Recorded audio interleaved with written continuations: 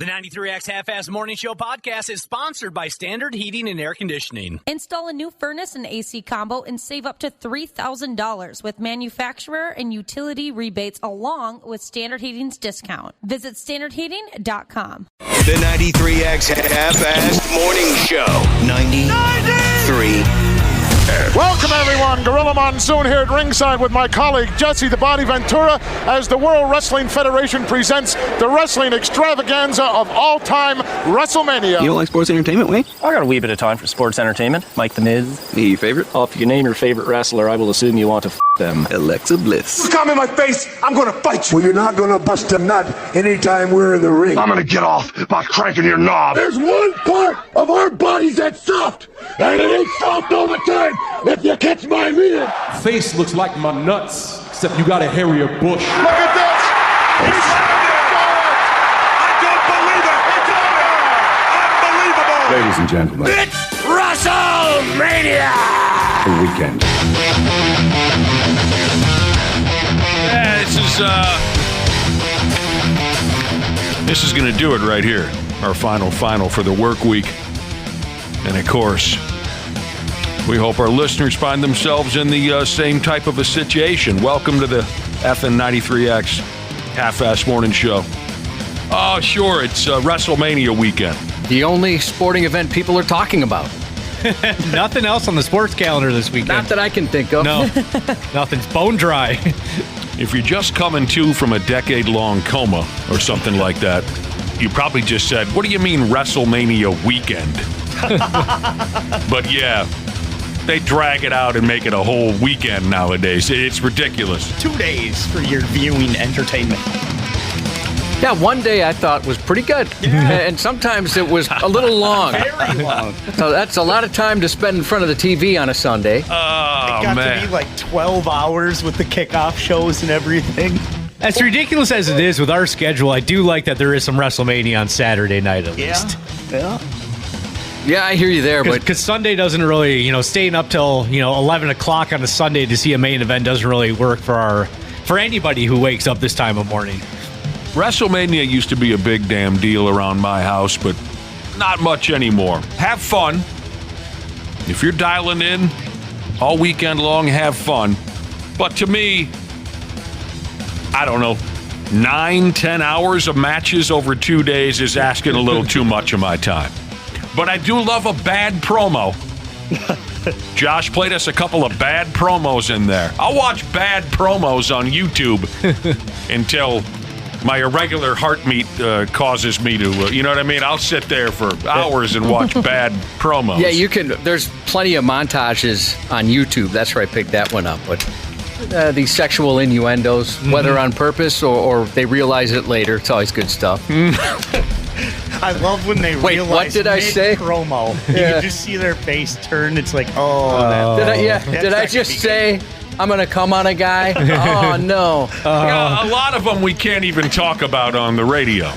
Oh, some of the ones that were pretty controversial. Well, yeah. I mean, a lot of them got so graphic. Oh, Attitude Era.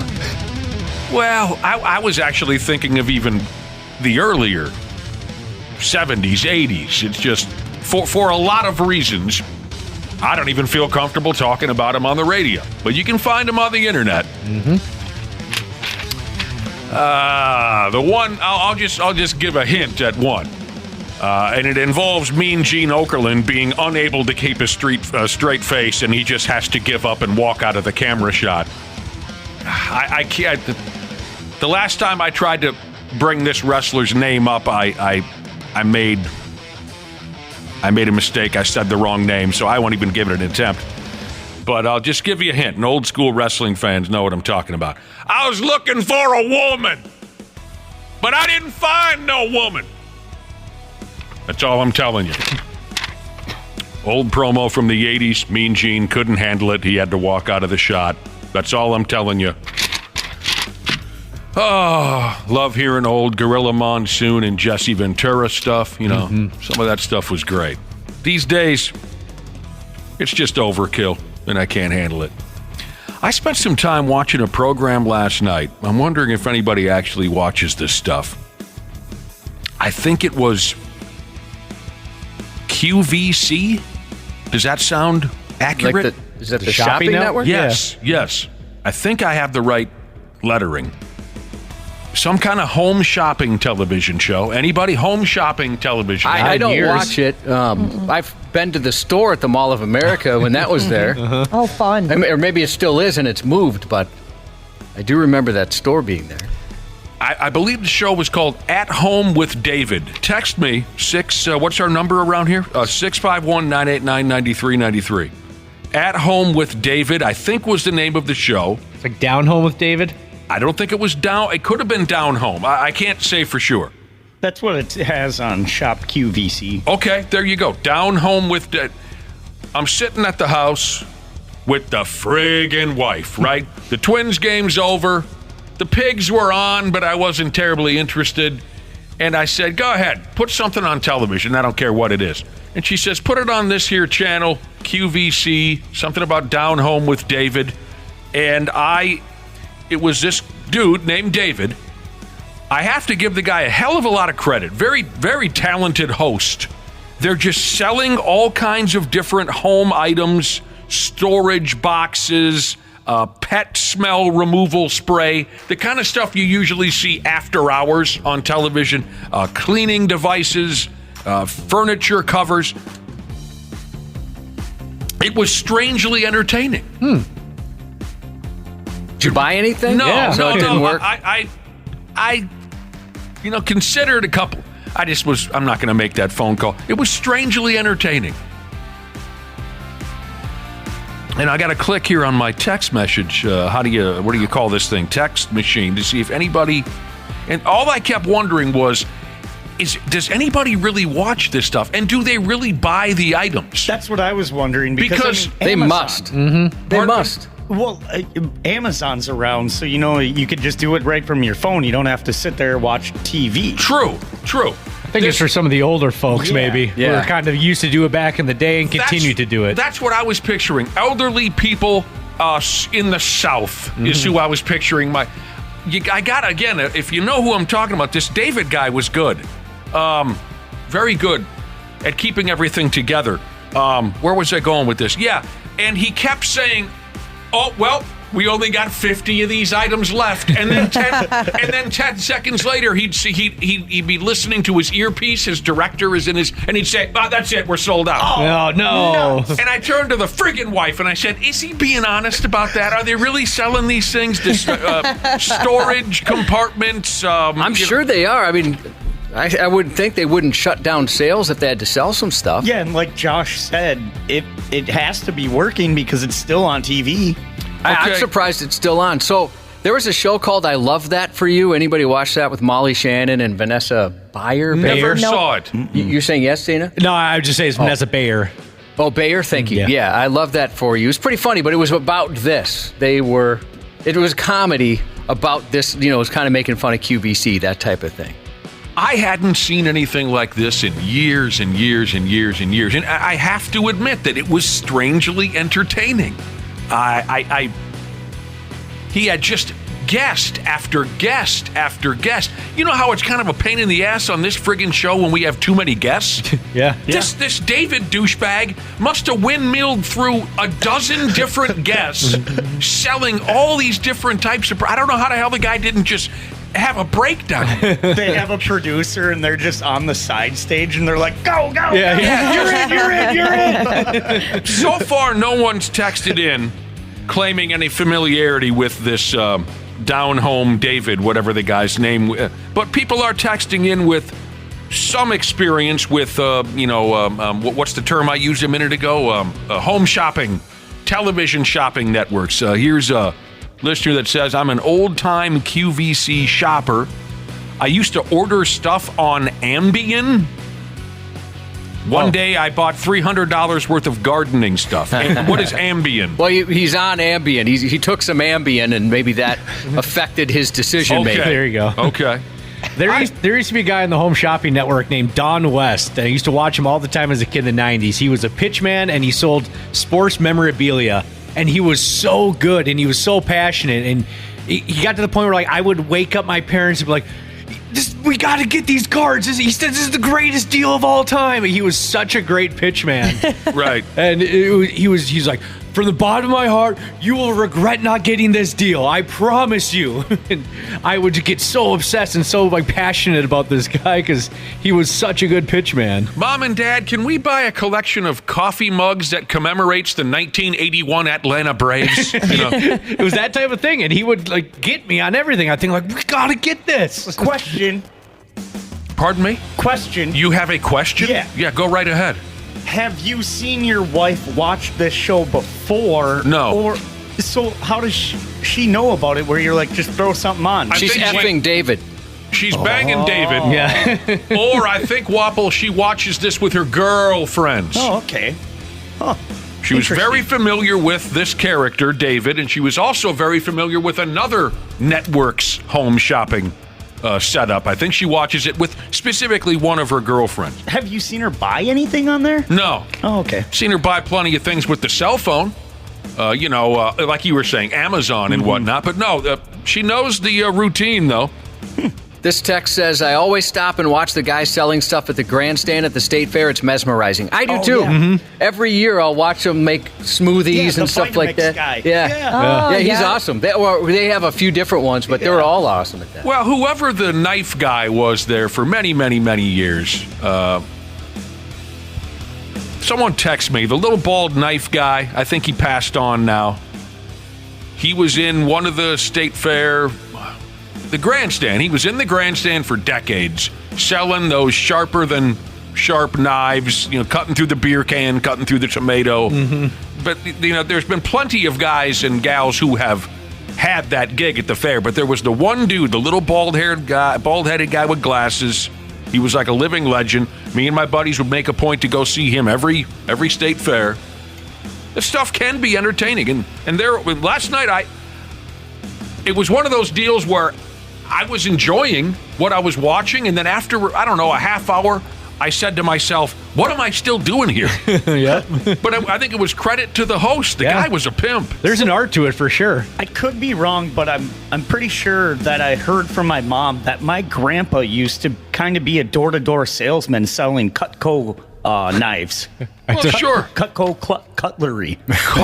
Say that again. Yeah. Cutco cutlery. There you go. You got to practice that. Yeah. Oh, you were close to getting in some trouble there, weren't you? I was. I'm still waiting for someone to text in the name of this old timer. Maybe one of you can look it up.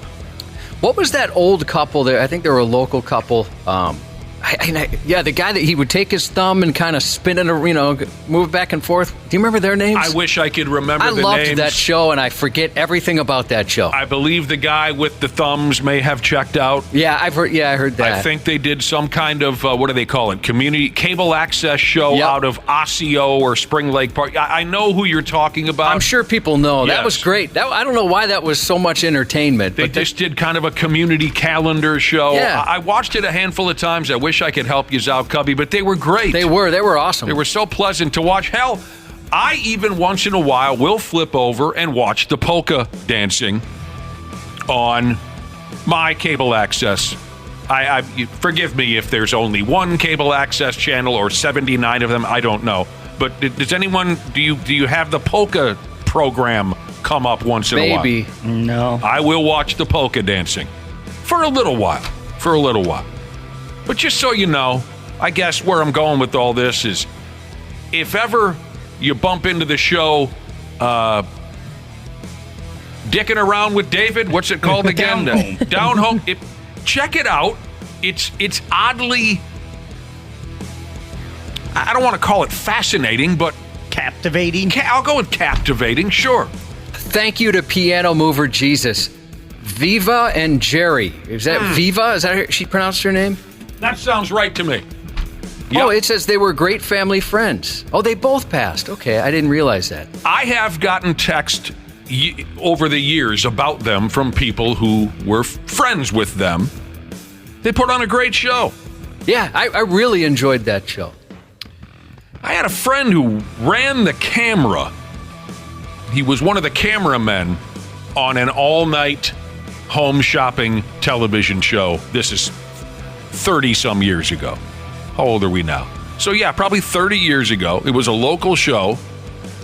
One of the local cable channels threw this program on between 11 p.m. and 4 a.m. or something, and my pal was one of the cameramen who would, he basically, his job was to turn the camera on, point it where the director told him to point it in a headset, and then just be as still as possible, maybe zooming in and out once or twice for 6-7 hours straight. That was his gig overnight. And I will admit that on nights when I knew he was working, I would call him, are you working tonight? Yeah, I got to be there at 11 o'clock. And I'd say, because I was such a night owl back in those days, I'd say, okay, at 3 a.m., act like you've lost complete control of the camera. Yeah. And he'd say, okay. He had no fear of losing his job because no one, there was certainly not a line of people outside the door saying, I want to point a camera at jewelry at 3 o'clock in the morning, sure. Right? Uh-huh. So he would go along with the bit. I'd stay up drinking until 3 a.m., and at 3 a.m., he would act as if he's lost total control of the camera, or he'd zoom way in, or, something bizarre, and then the host of the show would say, oh, we're having trouble with camera 3. That's so fun. And they would think there's a technical difficulty when it's just my pal being a douche. We had a promotions guy here who was some sort of production assistant for QVC for a while before he started working here, and I think he actually went back to that after he finished out his term here. The cool part about, and I'm still surprised to this day that this friend of mine didn't commit to that career, because he was way into, I think he went to school for it too, television production, whatever the hell the term might be. He was into it and very passionate about it. The cool thing about paying his dues for a while on the local home shopping network was, his name would be dropped when cameramen were needed for different projects. And at one point or another, he got to work on some music videos. Oh, cool. for I think it was Cheap Trick, Cubby. That's awesome. I thought another situation, it was En Vogue. Was he the cameraman for these, or he just worked in a different capacity? One of the cameramen. That's awesome. To shoot a music. En Vogue, they were like, I want a man or something. I don't know what they're... And then at one point or another, he got to work with Prince. Dude, that's awesome. And I think he said he looked at Prince and he wasn't supposed to. Oh. Yeah. That guy did seem to have some rules about things. They told him, don't look at Prince, and he looked at Prince. And he had to hear about it for an hour. You'd have to. It's Prince. Yeah. I know. Give me a friggin' break. And you're a cameraman trying to film. Right.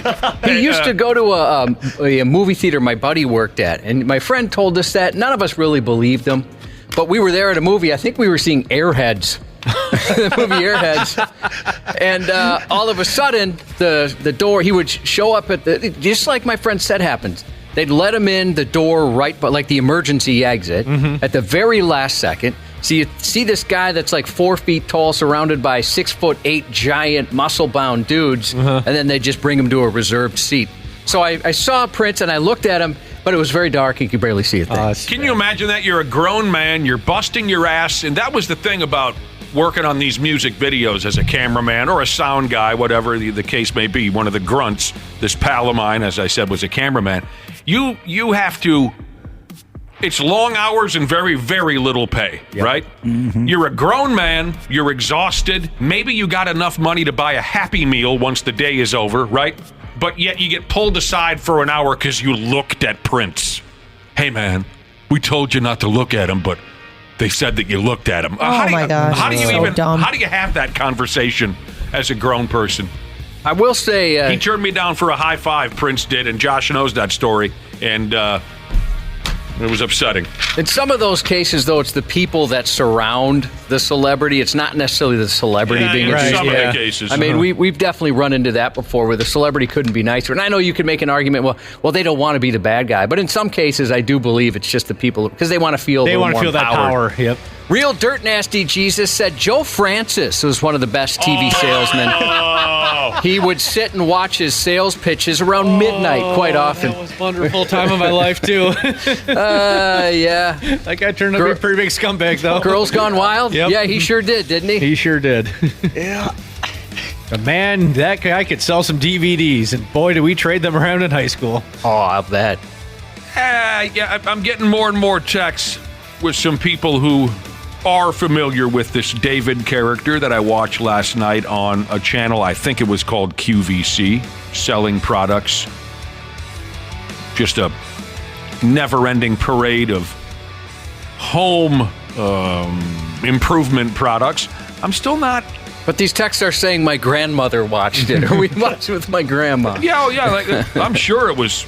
I might have been the oldest, the youngest person watching. I'm not seeing any texts on the name of that legendary effing guy who sold knives at the damn State Fair grandstand for so many years.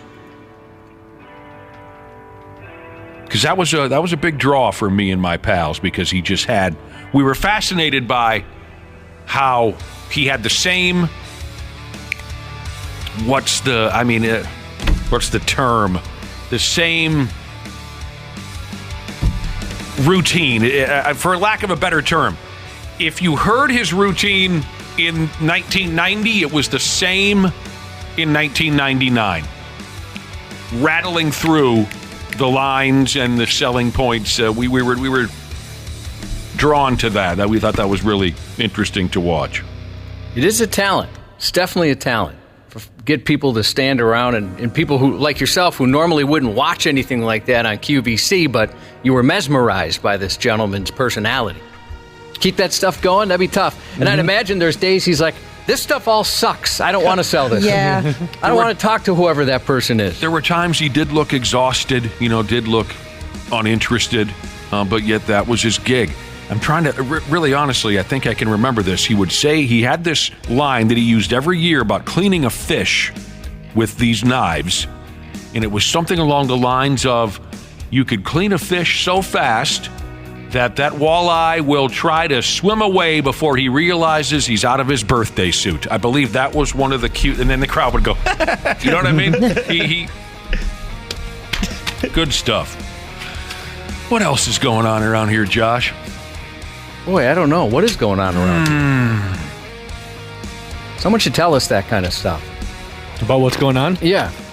Friday. We covered it's our Friday. We got Randy A few people texting in saying it's their Friday as well. I like when that lines up. It's nice. It kind of feels like we're all in it together, Agreed. A brother or sisterhood, you might say. Mm-hmm. Randy Shaver and Brad Ryder will be here later on.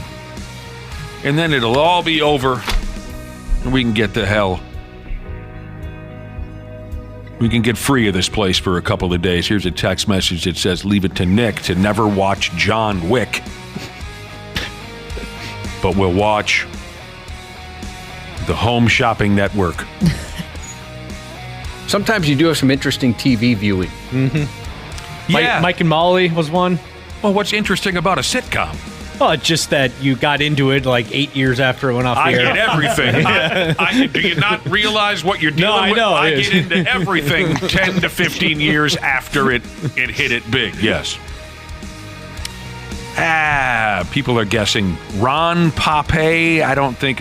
What is Papil? Why does that name ring a bell? Ron Yeah, Papil? I recognize the name too. I looked him up on Wikipedia. He was an inventor and marketing personality, but I don't see anything about the Minnesota State Fair. I don't think that's not the right guy, but...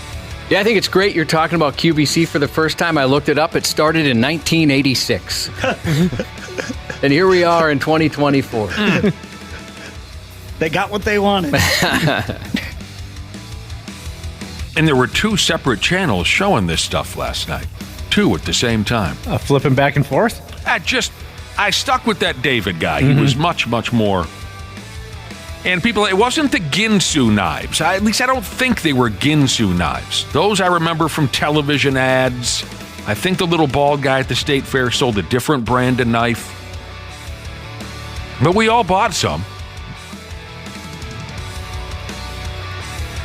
Here's a listener says, I'm 39 years old, 39, and I love watching Down Home with David around Christmas. Yeah, I would imagine he has some incredible deals. Probably brings out all the big names, all the big guests around that time. Most of the folks he had on the show were very slick and presented their product and themselves very professionally. There was one dude on last night's show who was just the typical sleazy, sweaty scam artist of a salesman. Yeah. You know what I mean? Mm-hmm. I can picture that. He had the shoe polish in his hair to try to lead people to believe that he was 30, even though he's 61. He kind of spoke way too fast, like he took a big hit of blow before he went live. Was he a little sweat? Yes. His suit was way too big.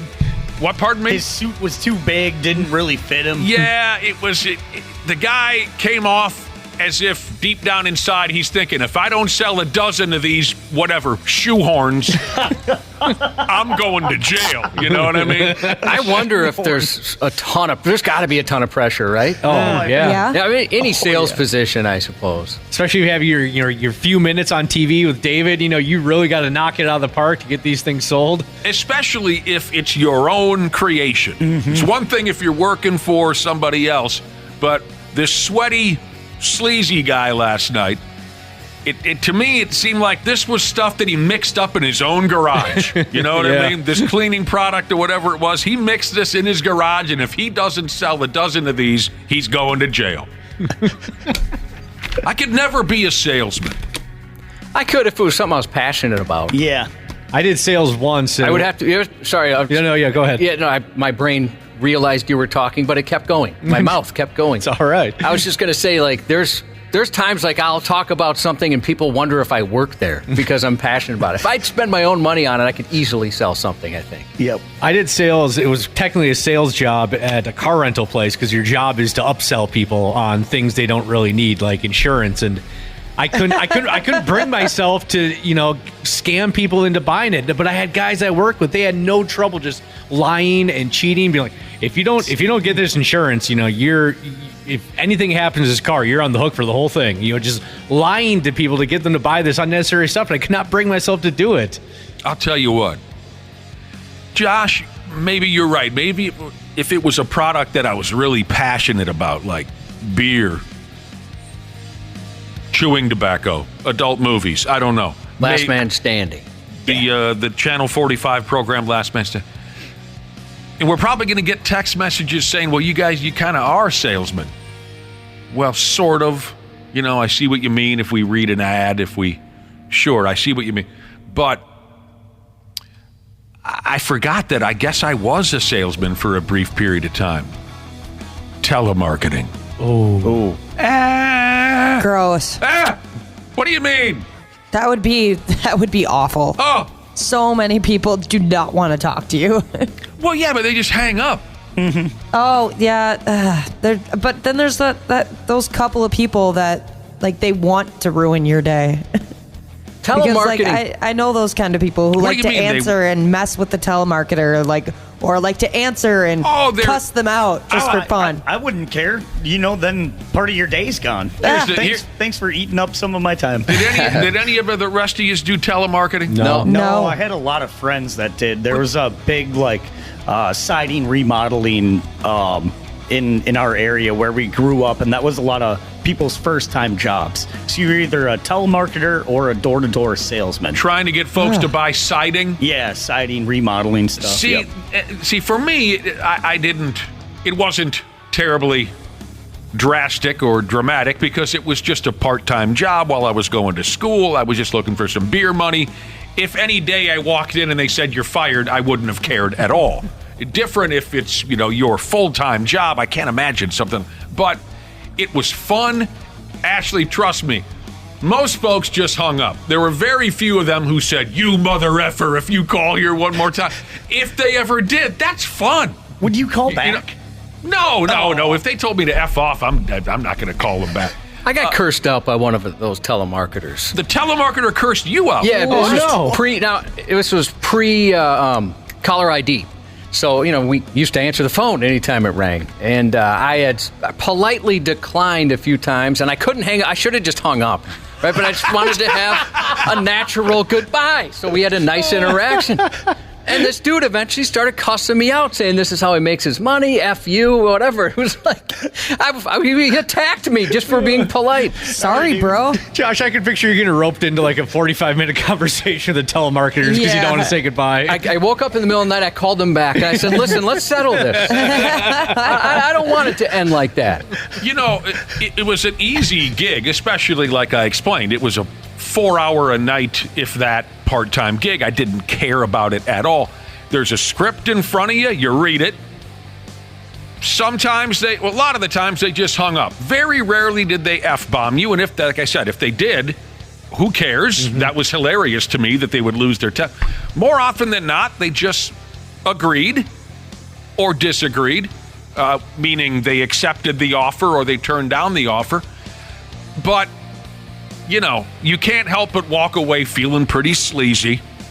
The cast of characters that I worked with was ridiculous. And I'm coming from a background of working in warehouses when I was a kid with friggin' convicted criminals and whatnot. The cast of characters at the telemarketing joint were shady, but overall it was fun. I'm a little ashamed of myself, but it was overall pretty fun. If you sold something, did you have to go through that process, or did you transfer them? Nope. Okay. Transfer them on to somebody who really knew what they were talking about. Yeah, that's easy. Because I had no idea what I just, like I said, I read a script, which you guys know I am excellent at. Yes. One-time take. Probably the best there's ever been. People are texting in saying, man, Nick, you're so old. You're watching the home show. I tried a program for a half hour. It's not like I sit every night and watch, what do you call it, home shopping. You're so old now. You know who's old? Your mother is old. Probably. I don't know. There's some young moms out there. I tried something for a half hour, and they're coming after me, Cubby. Have you guys had this experience? So it was 2 days ago. I filled out an online contact form to get an estimate on a couple of blinds. Our neighbors are tired of looking at us. And say that one more time. You filled out an online contact form to get an estimate on a couple of blinds, right? Blinds with the windows are kind of high up. I don't want to deal with that. Oh, you come off the ladder? Oh, yeah, I'd be a dead man. Right. So here's see how you take this. Within 3 minutes, I got an email, a text, and a voicemail from this person. Wow. That's too much. Yeah, it was almost like, I think they're a little too desperate. What? Do they have absolutely no sales or they what? Got nothing going on. That's a guy he's behind on his car and child support payments. Yeah, I was kind of like, wow, that's great customer service. But at the same time, I thought, I'm never going to be able to say no to this person if it doesn't work out. He needs to sell something, and right now. We got a text from a salesman. This is Purple Belt Jesus, who's been in sales for 22 years. Oh. And he goes on to say, I want to throw myself off a bridge every day. Don't do it. We need you, Purple Belt Jesus. That's a bummer. What a racket. You're a great crowd. And as we said earlier, my God, do we hope that today is your final and you can go out and have a great weekend. We got to take a break. We got plenty to come. Stick around. We'll be right back on the Half-Assed Morning Show. Half-Assed Morning Show. They're loud. They lose control. They do their little circus act. They're a nuisance. 93X. Our experienced and certified technicians at Standard Heating have been trusted to keep our fellow Minnesotans comfortable and confident for over 90 years. We're ready to do the same for you, providing comfort you deserve since 1930. It is the triple savings spring sale at Standard Heating and Air Conditioning. Install a new furnace and AC combo and save up to $3,000 with manufacturer and utility rebates along with Standard Heating's discount. That's a trifecta. Visit standardheating.com. Just Capital is a nonprofit that tracks which companies are a force for good. Companies like Bank of America, which just earned the Just Capital seal. Bank of America is ranked #1 for ongoing commitment to their workers with initiatives like Sharing Success, which awarded 97% of their teammates additional compensation, nearly all in stock. This is the program's 7th consecutive year, awarding more than $4.8 billion in total. Visit JustCapital.com to learn how a just business is a better business. Furnished by Just Capital. Stupid news on the Half-Assed Morning Show. Yeah. We're going to be all over the stupid news here in just a minute. But first, I was telling all you that last night I spent a little bit of time watching a television channel called QVC, a shopping network of some sort, and I watched a show starring a guy named David. I think the show was called, I lost it already. At Home with David? At Home or Down Home Down Home with David. Yes, Down Home with David. And I was strangely drawn to not only the charisma of the host, but just this constant windmill of different odd, supposedly practical home improvement items being sold quickly. Let's get this person out of here and bring in the next product. I hadn't watched a show like that in maybe ever. A lot of our listeners were familiar with this QVC channel and this David, the host. I was displeased to read this text from somehow, some way, still sober Jesus, who said, I know this David character. He also hosts a show Sunday mornings called In the Kitchen with David, and he is a douche. Oh, no. No. Same guy? Sucks. Yeah, I guess it's the same guy. Somehow, some way, still sober Jesus says he hardly ever lets the other people talk as they are trying to sell their products. It's hard to watch for more than a couple minutes at a time. Oh, and now I want to watch it. And I fell in love with the guy last night. He said this was Sundays? Yes. Maybe he's just exhausted by Sunday. He might be pretty beat. So much sex the night before. Pretty beat. I was also talking about the old days at the state fair. There was this little bald guy with glasses who for decades sold knives. Now, I made a mistake. I said out of the grandstand. That was inaccurate. He sold the knives. Thank you to a couple listeners who straightened me out. This little guy sold knives out of the horticulture building. But still, no one can come up with the guy's name. I can't remember. I asked our listeners if they could help. They remember the guy, but they can't remember his name. But it was the horticulture building, not the damn grandstand. So I was desperate. I got on Google, and I, just desperate to find this guy's name, who I think is no longer with us, but I could be wrong. I typed into Google, old bald guy sold knives at the Minnesota State Fair, and hilariously, a picture of Lars Ulrich popped up. What the hell? Did the drummer from Metallica ever sell knives? Lars Ulrich, old bald guy, sold knives at the state fair. That'd be awesome if he was at the fair with one of those horrible mustaches. Yeah. And he's trying to be incognito. It's his side passion project. He just wants to be an anonymous guy who sells knives. I really wish I could come up with the little guy's name because he was so... I can't find it either. So great at what he did. And like I said, me and my pals, that was... For many, many years in a row, that was the first stop we would make when we'd walk through the doors of the state fair. We'd go straight to the horticulture building to hear this guy's spiel. And as I was trying to tell you earlier, but I was having trouble, it was the same spiel year after year after year after year. We could damn near recite it back to him. But that was his gig. All right, one final thought on QVC, this shopping television network. One listener texted in to say, does anyone actually watch QVC? Did I get really drunk one night and not only watch it, but open a credit card for QVC? Yes, I did. Do I have to work a lot of overtime hours? Yes, I do. I knew there'd be somebody out there who would know what I was talking about when I was watching that program last night. All right. Here we effing go. Friday's stupid news, huh, Josh? That's the way it works. It's been a long time since I went to a good old-fashioned barber shop. Obviously, once I went bald, and I could style my own hairdo with a rock if I wanted to, there was no longer a need to visit my neighborhood barbershop. I have a question for those who go to the barbershop. Are barbers still heavy day drinkers?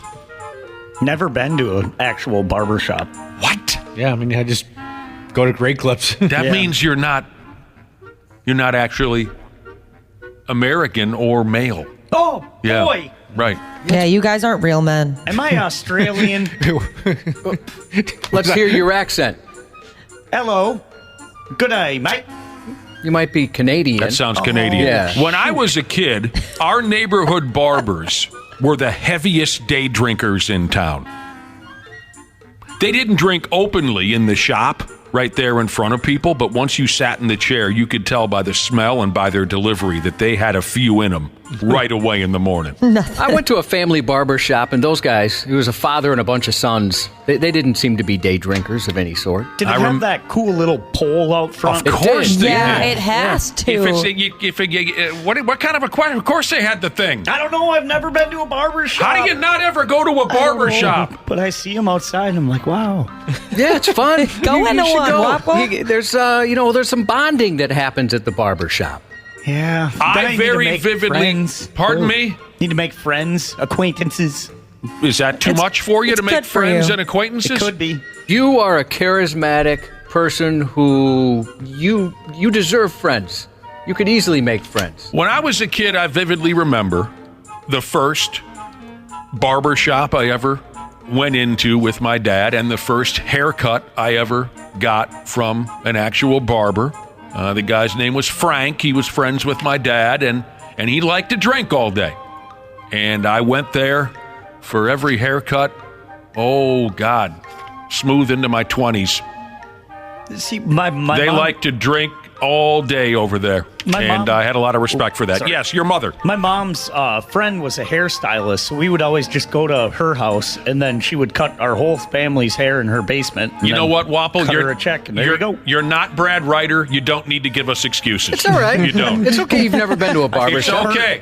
You can You'll still hurt do a it. little You've bit. still got your hair. You have plenty of time, Yeah. Wapo. Wapple, it's okay. I got a question though about the day drinking barbers. When you realize that they were day drinkers, does that make you want to schedule your appointment earlier in the day or later in the day when you know they're really gassed up? See, here's the thing, Dana. These guys were varsity drinkers. Okay. Not junior varsity drinkers like yourself. It didn't affect them. They could drink all day and your hairdo would come out beautiful. I like just that. maintaining it, all day. I'm gonna Yeah, pop you don't some want them to tags. sober up. I'm going to pop some tags, only $20 in my pocket. I'm going to the barber shop. Wait, maybe that's the thrift shop. Yeah. Yeah, it is, but it was still fun for me. Wrong shop. What a beautiful gig that must have been back in the day, running a barber shop. I'm sorry to say that right here from the get-go, we have a story of violence directed at a neighborhood barber. The second story of barbershop violence in the last couple of months, if I'm not mistaken. Wasn't there Yep, exactly. Same situation. some poor guy cutting hair? I can't remember. He just got the living hell beat out of him because of, he wouldn't let someone use his bathroom because they weren't an actual customer. And then 5-6 guys came into the barbershop and tuned this guy up. That's right. Now, this time around, we got a prick in a town called Muncie, Indiana, got himself arrested. Police said he robbed his barber and threatened to shoot up the shop because he didn't like his hairdo. Didn't like his haircut. The prick is a 24-year-old. His name is Davion Hanyard. Just a couple days ago, he went into a joint called the Kings and Queens Barbershop in Muncie.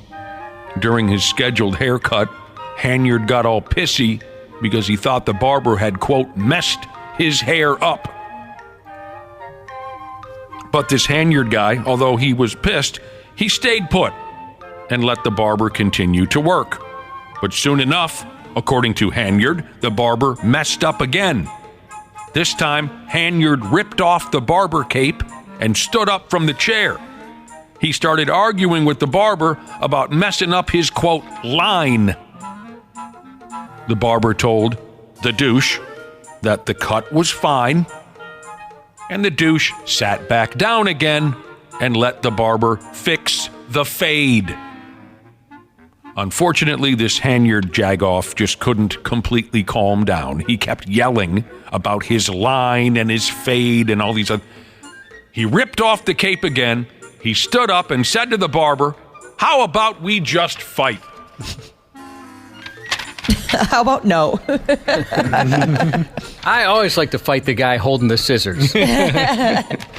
Then Hanyard put his hand next to his waist and said, "How about I just shoot this place up?" And then he told the barber to give him all his money. Wow. The barber thought he was about to be shot, so he handed over his wallet. There was a grand total of $40 in there. And then the douchebag, this Hanyard guy I've been telling you about, he left the shop. He was arrested. Everything he did was captured on video. And a lot of what he did, he straight up admitted to the police. So long, sucker. Yeah, I go the opposite way. Back when I did have hair and the haircut was terrible. What do you think? I'm like, I love it. It's great. And then you walk across the street to the other barber. Right. And pray they can fix it for you. Yup. There was a salon school, I'm not sure what the proper term is, up in St. Cloud, where they give you cheap haircuts because you're getting your haircut by somebody who's getting, freshly new, getting taught how to do it. You're getting haircuts by babes, is what the draw was. We used to go there, too. Mm-hmm. I remember one time I went, and she made it way too short on one side, so then she had to try to even it out on the other, and then got too short on that side. Kept going back and forth. The point I barely had any hair, and I told her I just wanted to trim, and I was nice. I was like, yeah, no, I think it looks great. And she goes, okay, do you have a second? Could I take pictures for my portfolio? No! And I was like, oh, this is what you think is a good job? It sucks as a woman when I get my hair highlighted blonde when, it costs me like $160 at least to get my hair done when I've gone to somebody and they butcher it. Oh, that does because suck. and there's no fixing it. Like, I can't just go to a different hair salon and have them fix it because you'll wreck your hair if you color it too much with the bleach and all that. And so I just have to sit with a really expensive, ugly hairdo for like 4 months. This is my stepdaughter does this for a living. She could help you out. Yeah, and I Dana, know. I had to go to her. I had a thought on your situation, the lady that wanted to take a picture. Do you think they beforehand said, let's find a douchebag, we can give him a terrible haircut, and then take a picture of it? They and pass it around the Christmas party? Look at this dumbass. The wall of shame. Yeah. It was a bet. Yeah, the wall of douches in the back. Because that'd be my first thought as I walked out the door, like, oh man, I fell for it. They got me. You just look like an overgrown kid in a first grade picture. You know what I mean? Just bad hair. Yep. I don't know about you guys, your generation, but our parents didn't do anything with our hairdos when we were kindergarten through. Whatever age you are when you need someone to actually do, because you're a little kid, you don't care. One of the most fascinating parts of looking back at our kindergarten, first grade, second grade, third grade, those type of class pictures, there wasn't one kid whose parents did anything for their hair on picture day. And I thought that was a form of abuse. I look as if I just... You guys know my Code Brown at the hairstylist story, don't you? Yeah, yep. Oh, that would be a miserable situation. Terrible. This was after my neighborhood barbershop closed. So then I was forced to go to these great clips. Nothing against those people. Mm-hmm. But just walk in and sit down, yeah. So I'm sitting there, feeling like $100, really. I was feeling pretty good. But this was back when my stomach was really unpredictable, and I don't know, I'm sure I had gotten myself wildly intoxicated the night before. But I'm sitting there, I start to feel a little funny, a little iffy. And right when they call my name, I had that Dumb and Dumber moment. Harry Dunn was that the character's name when he's driving the Lamborghini, and suddenly his stomach just goes, brrrr. I had that hit me right when they called my name. And I thought to myself, I can get through this. Mm-hmm. I don't want to come back into, I got to get my hairdo looking good. So I sat in the chair and I thought, okay, I can make it through this. It won't take long for this gal to cut my hair. And soon enough, I am absolutely sweating bullets. Sweat is pouring down off my, dripping. Oh, that's the worst. Because I was so sick. And I'm, of course, hoping that the lady who was knocking her breasts into me while cutting my hair, I was praying she wouldn't notice. And finally, there was nothing. Of course, it was obvious. The lady says to me, Are you okay? No, I'm not. I had, well, no, it's just a little warm in here. I don't know. Luckily, she got her done, and I came very, and of course, I'm thinking, okay, I could charge into their bathroom, but you know how some of those little haircutting joints are now? Oh, it's right there. Yeah. It was no bigger than a... And you go running in there with the what do you call that? Like the cape, you know? The gown, It's like a reverse Batman. You have it on the front. You're running into the bathroom. There are I've seen walk-in closets bigger than this friggin' haircutting joint. The other customers are going to hear it, smell it. So I couldn't go that route.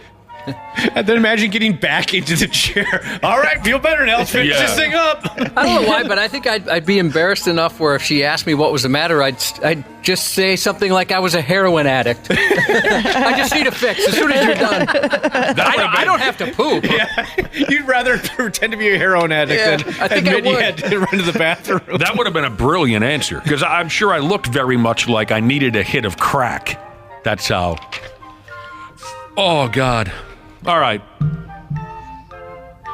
How about something completely disgusting? A sick Iowegian pervert bag of trash who has been accused of exposing himself to an 11-year-old girl in a Walmart toy aisle. He called the cops and asked that a store surveillance photo of him there at Walmart be removed from the police department's Facebook page. Well, yeah, that could give him a bad rep. He doesn't want that type of publicity. No. I guess if you're twisted enough to pull on your unit in front of a kid at Walmart, you're probably twisted enough to think that you can just make a phone call and make that kind of request. The whole story is sick and frightening. A few months ago in Iowa City, the guy allegedly followed a little girl around the store. He allegedly took his sad-ass little acorn out of his pants. The little girl told her mother what happened. Of course, the cops want to find this possible maniac, so they posted an image of the guy from Walmart that day. After his picture appeared on the Iowa City Police Department's Facebook page, the dude, a 44-year-old who goes by the name of Dustin Hills, he called in to request his photo be removed. Yeah, sure. You're the boss, bro. Just everything about this guy. Oh, man, I hope they lead him down the slippery police station stairs. Police, of course, told him to shut it, and he was arrested a day or two ago. It sounds like he's a career cutie pie. A past conviction for indecent exposure, theft, narcotics possession. The earlier incident, pardon me, that's not what I meant to say. The earlier indecent exposure case, it says here now, involved a woman who spotted this Hills guy, quote, displaying his penis and pleasuring himself while standing in a nearby apartment window. Now, this Hills claims it was all just an accident. And everybody knows how easy it is to whack off while looking out a window, right? It's an accident. Yep, it happens.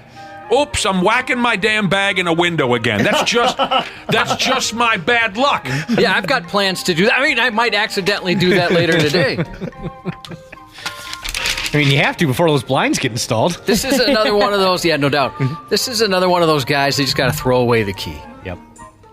You're showing it to an 11-year-old. Come on. Ugh. This is great. He's lost his right to be amongst the rest of us. Yeah, he has. Yep. It's obvious. It's not working. He was given a chance. He had 40-some years. Yes. It's not working. You weren't meant to mix with society. We'll just put you in this room here. You can stay there. You can whack off all you want till your friggin' little pecker falls off. This is great. At least one listener has sent in a picture of their first grade picture. I was talking about how none of our parents, at least in the 70s, spent any time making us look presentable for our school pictures. They didn't care. And thank you, Work 24/7 Jesus. Yeah, your hair is out of control. I love this picture. That's a great photo. Yeah. I love his smile. Oh, man, that's a great picture. You look adorable. You sure do. A happy kid with a great flow. But why the hell couldn't somebody, your mother, what was she, mixing a drink? How come she couldn't work a brush through that to make it look like you didn't just roll out from under the school bus? So you mentioned that your barbers were day drinkers. Oh. I think I would rather have my hair cut by somebody who was inebriated versus in a bad mood. Because I've had that happen at a particular place. Went once, and this lady was furious. I think it was towards the end of the day. I'm sure she's dealing with difficult people all day, and she was so mad. I thought, how do I get out of this situation? I can't get out. I already told her I was going to be, I'm sitting in the chair. And you can tell how angry they're, just like how hard they're snipping the scissors. Almost, she's banging stuff around. Oh my gosh. I'm thinking, hey, lady, I didn't do anything. It wasn't me. It was all these other people. Do you want your tip in advance? Yeah, exactly. I'm just, hey, you know what? I just want to hand you this $30 tip real quick so I don't forget. For a $10 haircut. Now, I don't know about everybody and all of y'all, but I hope I never have to do battle with a toilet rat. I know a guy who sat down on the throne one morning at a fishing shack, and when he looked down into the can, he locked eyes with a toilet rat. I haven't asked the guy, I haven't asked him about that incident in years, but at the time he said it was about the most frightening thing he'd ever been involved in, and the fastest he'd ever moved in his life. I'd imagine. Nuts hanging, dong hanging, right? Sitting on the throne, not more than an inch below his valued gear, a toilet rat. He said he moved like Carl Lewis. I guess if you are one of those social media dorks, you already know that the phrase toilet rat is trending right now. Because a guy in Montreal dealt with one and then talked about it online. And his story was just published in a medical journal. Nobody wants to end up in a medical journal. No. It's usually not for good reasons. That means something. A lot of times it's embarrassing, too. That means something went sideways. 76-year-old man found a rat in his toilet bowl. And he decided to remove it himself. Unfortunately, it bit 2 of his fingers for him. And you're right, I know what you're thinking. At least it didn't bite him on the old tallywhacker or on the bagola. But it bit him on 2 of his fingers. Friggin' toilet rat. He went to the hospital. They cleaned the wounds. They gave him a tetanus shot. But a week later, well, I should say 3 weeks later, he showed back up there at the hospital. He's got a fever. He's got a headache. His stomach hurt. His heart's beating like a rabbit.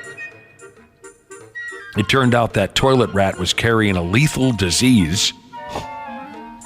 The guy had some kind of a bacterial infection called Wheels disease.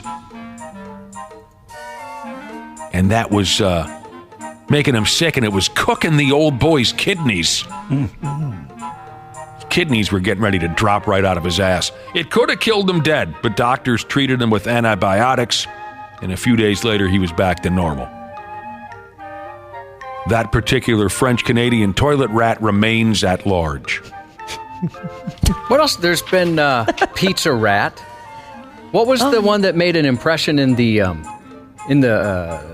street? Was that a rat or was that a mouse? Remember, that was just a story not too long ago. There's been a lot of rats that have gone viral over the years. I loved Pizza Rat. Yeah, Pizza Rat me was good. too. I don't want to see Toilet Rat. No. I'm lucky I've never had any experience like that. Toilet rat. I've never seen like an actual rat.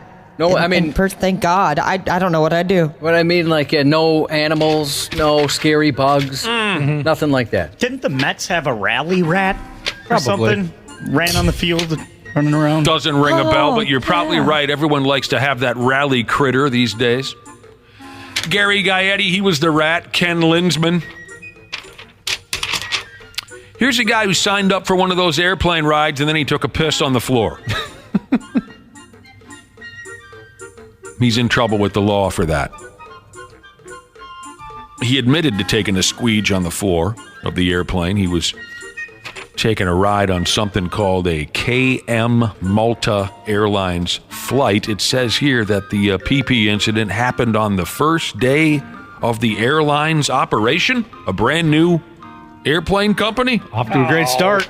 Day effing one. They've already had to get out the paper towels in the 409 to clean up piss. I told you this was a bad idea. We never should have started this thing. That sucks. That's a damn shame. The Pier guy, he's a 49-year-old dude called Andre Heinz. He's from Germany. It's always a problem with them. He disobeyed orders to wait until it was safe to use the toilet. You know that routine. You can't get up. The seatbelt signs are on. Well, I got to take a piss. You can't get up, they would say. But he hauled it out and he sprayed the floor anyway.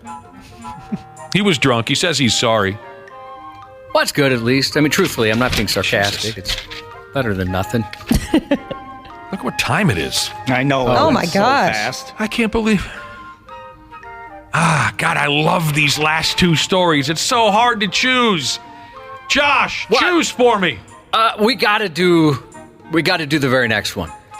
Dick, I wanted to do the other one. Well, I mean, this one is going to be, everybody's going to already know by the time we come back. You're right. You're always right. Sorry, I snapped at you. It's You all right. gotta be kidding me with this porch pirate video. Everyone should take a look at this. This doesn't seem like it happened in real life. It did. Apparently it happened, and this will make your day. Is it up on 93x.com? Yes, it is. God, those stories paired so nicely together, too, didn't they? Well, we'll get to it on What's that? the other one. Oh, the other one that we're not going to do? Yeah. There's a video going round and round of an individual disguised as a damn garbage bag snatching a package off of somebody's front step. This effing gong show. This circus sideshow went down over there in Sacramento, California. Surveillance video caught every move of the half-human, half-garbage bag. You got to see the video to really appreciate what we're talking about here, but I'm going to do my best. If you're not able to see it, picture pulling a garbage bag over the top of your head. You cinch the top so it looks like a bag of trash that's been closed and ready for pickup. And then you crab walk around because normal bags of trash aren't terribly tall, right, Josh? No. And then, of course, you have to stop at times because bags of garbage usually are pretty stationary. It's straight out of a Looney Tunes friggin' cartoon.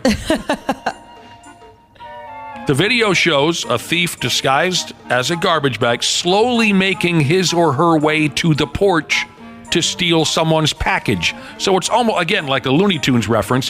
When his or her little feet are sticking out the bottom and they're sneaking up, you could almost hear the ticky, ticky, ticky, ticky, ticky, ticky, ticky, ticky, ticky.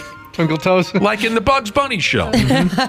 It's perfect. And this is one of those where I think, all right, let them go. Yeah. That's so good. You deserve my blender, Vitamix, Give whatever I everything ordered. back. Just give it back and get out of here, kid. In the video, you can see the very usual-looking garbage bag lying in front of the house, but then things get interesting when the bag starts moving. The thief sneaks towards the package with his little tiki-tiki-tiki steps, tennis shoes peeking out the bottom. He grabs the package, and then he waddles away. You'll have a lot of fun with that if you look it up. I'm not fat, I'm aerodynamic. Jesus has helped me out. There was another viral rat I was trying to think of. It's the Chicago street rat. Yeah. Oh, sure. Where's the perfect impression of a rat on the street there? And then they filled it in, and the neighbors were pissed. Yep. Like, what the hell? Oh, yeah, the dead rat. Yeah, the Chicago street rat. It got squashed on the sidewalk. The impression was left on the sidewalk. Yeah, that's a great memory on the part of that listener. Yeah, I'm not fat, I'm aerodynamic. Jesus. The guy, he's not fat, he's not aerodynamic, but he's got a great memory. Where are we going with this next? We got to do sports. Sports on the 93X Half-Assed Morning Show. Don't take this personal, but I hate that your desk is next to mine. After 40 hours of hearing you bitch, let me make one thing clear. The last thing I wanna do is go get a beer. So F you till Monday, don't call and ruin my weekend. F you till Monday, we're co-workers, not friends. And F you till Monday, or politely said go screw. F you till Monday, how did all the layoffs skip you? I see you more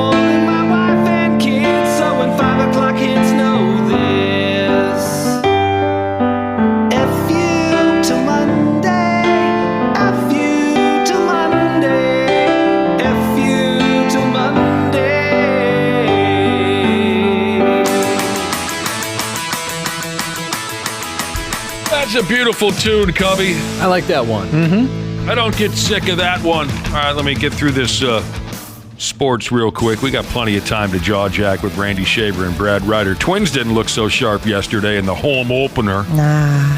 They're right back to swinging and missing their balls off. You got batting helmets coming off, guys dropping down to one knee, guys spinning themselves in a freaking circle. It's like a comedy act, the way they swing and miss sometimes. It's so dramatic. They lost to the Guardians. They'll play again. What do you call that? Tomorrow. Pigs got beat last night. They'll play in Winnipeg tomorrow afternoon, and then I think they play in Chicago. They play at home against Winnipeg tomorrow afternoon, and then Sunday in Chicago. The Wolves are in Arizona tonight to play the Suns. Then Sunday night they play the Los Angeles Lakers, and all that college basketball is going to kick in here shortly. The Gals Final Four, the Dodes Final Four. Josh has been picking all the correct answers so far in the guys tournament. So who's going to win it all by Monday, Josh? In the dudes Final Four? Well, UConn is who I had picked amongst the majority of the country, I think. That's all we got to know. UConn. There we go. Take it to the bank. Randy and Brad will join us in a half hour. We'll be right back with Josh's news report. Half-assed morning show. They're loud, they lose control, they do their little circus act. They're a nuisance. 93X. Our experienced and certified technicians at Standard Heating have been trusted to keep our fellow Minnesotans comfortable and confident for over 90 years. We're ready to do the same for you, providing comfort you deserve since 1930. It is the triple savings spring sale at Standard Heating and Air Conditioning. Install a new furnace and AC combo and save up to $3,000 with manufacturer and utility rebates along with Standard Heating's discount. That's a trifecta. Visit standardheating.com. The countdown is on for the 2024 NFL Draft, presented by Bud Light, live from Detroit, and you can attend in person for free. Welcome to the NFL Draft. See the next NFL stars and experience the ultimate NFL fan festival, featuring live concerts, interactive games, player autographs, and more. The NFL Draft, presented by Bud Light, April 25th through 27th. Visit NFL.com/draft access to register for free entry today. Half-assed morning show.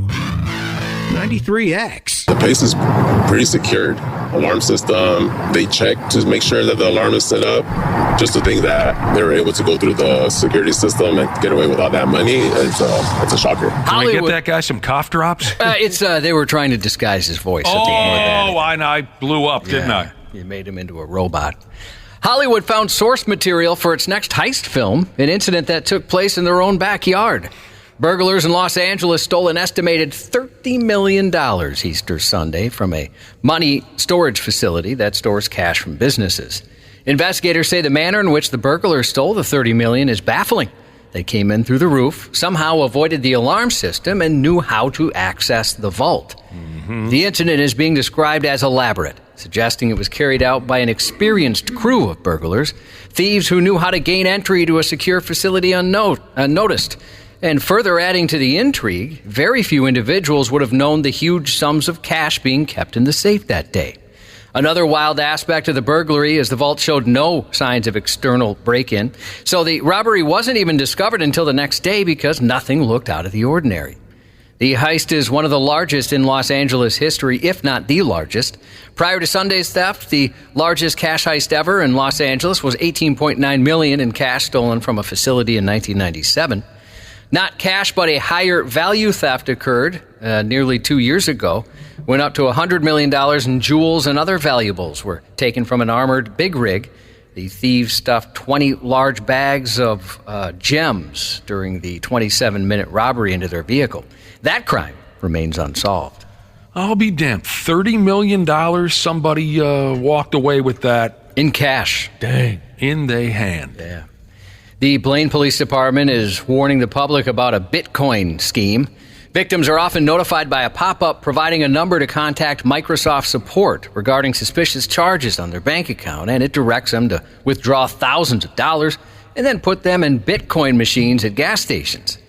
After using the machine, the funds are placed in the scammers' digital wallets, and victims are unable to reverse the transaction, in some case out thousands of dollars. Officials say the swindlers knew the victims' exact balances in their savings and checking accounts. And they provided photos of the victims' bank ID cards with their names on them, telling them not to contact police. Blaine PD recommends you talk to your bank directly if you're contacted about fraudulent charges. Nationwide, identity theft continues to plague Americans as cases remain historically high. The Federal Trade Commission reported more than $10 billion lost to fraud last year, a 14% increase compared to 2022. The states the FTC said Americans are most likely to face identity theft: Delaware, Nevada, Florida, Georgia, and Washington, D.C., not a state. Vermont has the fewest reported cases of identity theft in the country. Vermont, for some reason. Well, they're not getting them there. I wonder what Good for them. Nobody wants an identity of somebody from Vermont. Shoppers and staff at the Cub Foods in West St. Paul received a bit of a scare last night when a bomb threat caused the store to be evacuated. The West St. Paul Police Department said dispatch received a call about 5:40 p.m. reporting a bomb threat at Cub Foods on South Robert Street. Officials cleared everyone out of the store while assisting agencies brought bomb-detecting dogs to the scene. After a sweep of the grocery store and the rest of the strip mall, authorities say they were unable to find anything suspicious. Police say there is an ongoing threat to the public. I'm sorry, there is no ongoing threat to the public. So it's safe to go there today. It is safe to go there. Okay. What do you suppose it was? Just a ninth grade kid who tried pot for the first time or something like that? Maybe somebody didn't want to go into work. Oh. Who knows? To be very clear, there is no ongoing threat to the public. Although anytime you head to West St. Paul, you do take your life in your own hands. Yeah, you do. I must warn you, this next story is icky. Nothing happened, but it's icky nonetheless.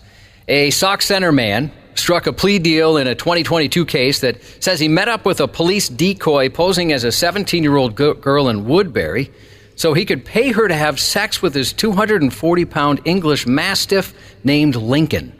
Huh.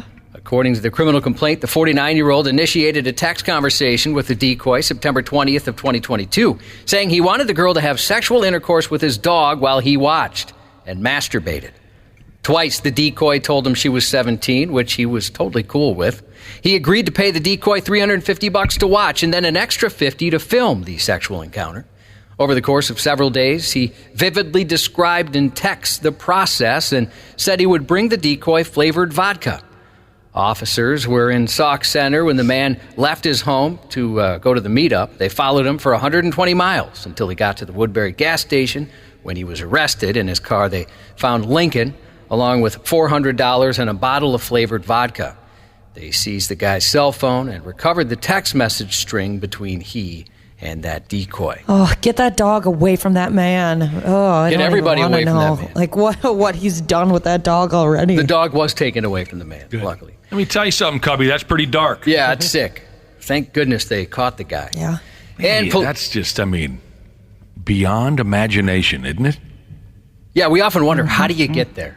You know, how do you get to be that person? Ooh. Flavored vodka, doesn't it seem like that was just the thing on Dateline to Catch a Predator?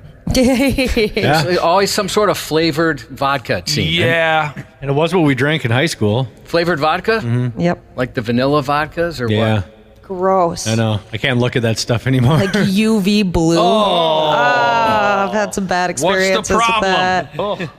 You guys sure are picky with your underage drinking. Police in Florida caught up with a sicko as well. A former Clearwater, Florida firefighter was arrested after he allegedly exposed himself to a woman at a 7-Eleven. As to how he located this girl or decided to start following her, that I don't know. But, the footage is very disturbing to watch. According to police, 32-year-old Fisher Davis followed a high school student into a 7-Eleven and continued following the student around the store with his genitals exposed. It seems clear that maybe she doesn't even know that he's behind her in the footage, but he exposes his genitals through the pant leg of his shorts and is following her throughout the store. He was confronted by a 7-Eleven employee and then fled the scene in his vehicle. He was arrested, and according to the Clearwater FD, Davis was fired after his arrest. A lot of people on social media making hose jokes about this guy, but luckily they caught him. Authorities in West Vancouver say a joyride resulted in a single vehicle crash which destroyed the vehicle, a Lamborghini, and the driver is only 13. Police were called to a report of a crash last Monday at 11 p.m. and found the expensive vehicle badly damaged in a ditch. No one was at the scene, so officers conducted an exhaustive search to find who was in the vehicle. And with the cooperation of the vehicle owner, they found and interviewed 2 people in the car. It turned out a 13-year-old was driving at the time of the crash when he or she raced it into a ditch. A police spokesperson said the Lamborghini was in the sales process. The vehicle was in the process of being sold. The registered owner of the vehicle had entrusted the vehicle and the keys to the 13-year-old driver. Our investigators believe that the registered owner was not aware of the true age of the driver, nor that they were not licensed to drive in British Columbia. That is so Canadian.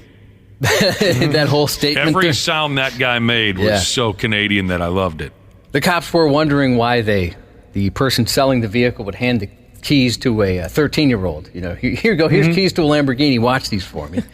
The youth confessed to taking a friend along for the ride and also admitted to being unable to control the car in the dark and rainy conditions. Lara Croft, the iconic head of the Tomb Raider franchise, sped past Super Mario and Sonic the Hedgehog to top a new list of the most iconic video game characters of all time. Thousands of gamers around the world voted for their top character in a recent poll conducted by the British Academy Film Awards ahead of the 20th Games Awards next Thursday. Lara Croft, whom the British Academy Film Awards described as a generation-spanning heroine, is considered the first lady of video games after making her debut in the original Tomb Raider in 1996. As of last year, 19 Tomb Raider games have been released. Working our way back from 10, the rest of the top 10 video game characters go like this. Shadowheart from Baldur's Gate 3. Have you played this, Ashley, Dana? No. Is it Kratos from Gods of War? Is that the correct pronunciation? Master Chief from Halo, Link from The Legend of Zelda, Pac-Man, Sackboy from Little Big Planet. Then we go Sonic the Sackboy? Sackboy, yeah. Yep. And then we go Sonic the Hedgehog at number 3, Agent 47 from Hitman, and number 2, Super Mario. I loved when I saw one of my friends online. His name was Sackboy, and I loved seeing it when he went online. Sackboy, now online. Anyone got a problem with all that? I was surprised Mario wasn't number 1, but then I realized that nobody wants to have sex with Mario. But I think a lot of people want to have sex with Lara Croft. Oh, yeah. You think it's a sexual thing? Oh, definitely. Remember the rumors of a nude raider code where she would be naked in the game? That was a huge urban legend back in the day. 100%. Give us the top 3 video game characters you'd like to have sex with. Go. Mario, Luigi, and Toad. See, you're on that list. No Peach in there. That's all. No Peach, no Daisy. Hey, don't kink shame, you guys. Come on, let me live. I want to have sex with Scorpion from Mortal Kombat. Oh. He'd say, get over here. Yeah. Yeah, that'd be dangerous. Colin Farrell stars in Sugar, now streaming on Apple TV+. Private investigator John Sugar unravels the mystery behind the disappearance of a Hollywood producer's granddaughter. The NCAA Final Four semifinals over the weekend. Kristen Wiig hosts Saturday Night Live. Sunday on HBO, the series finale of Curb Your Enthusiasm. And streaming live on Peacock both tomorrow and Sunday, the 2-night event WrestleMania 40, live from Lincoln Financial Field in Philadelphia. Listen, text, and win tickets to Korn all weekend long. 93X presents Korn October 27th at the X. If you win tickets this weekend, you also are entered to upgrade your seat to the pit. Your first chance to win happens today after 5. Russell Crowe, 60 on Sunday. Also Sunday, Jackie Chan turned 70. Tomorrow, Paul Rudd, 55. Former Twins pitcher and commentator Bert Blyleven will be 73. Billy D. Williams, 87. God dang. And Wild Winger Matt Boldy turns 43 today. Our thoughts 43. are 43. I'm sorry, 43 to 23. 23. I was going to say, I added 20 years. I'm glad you caught that. You look very young. I fast-forwarded. I'm fast-forwarded 20 years. I just can't wait to get there. Yeah, he's still skating, too.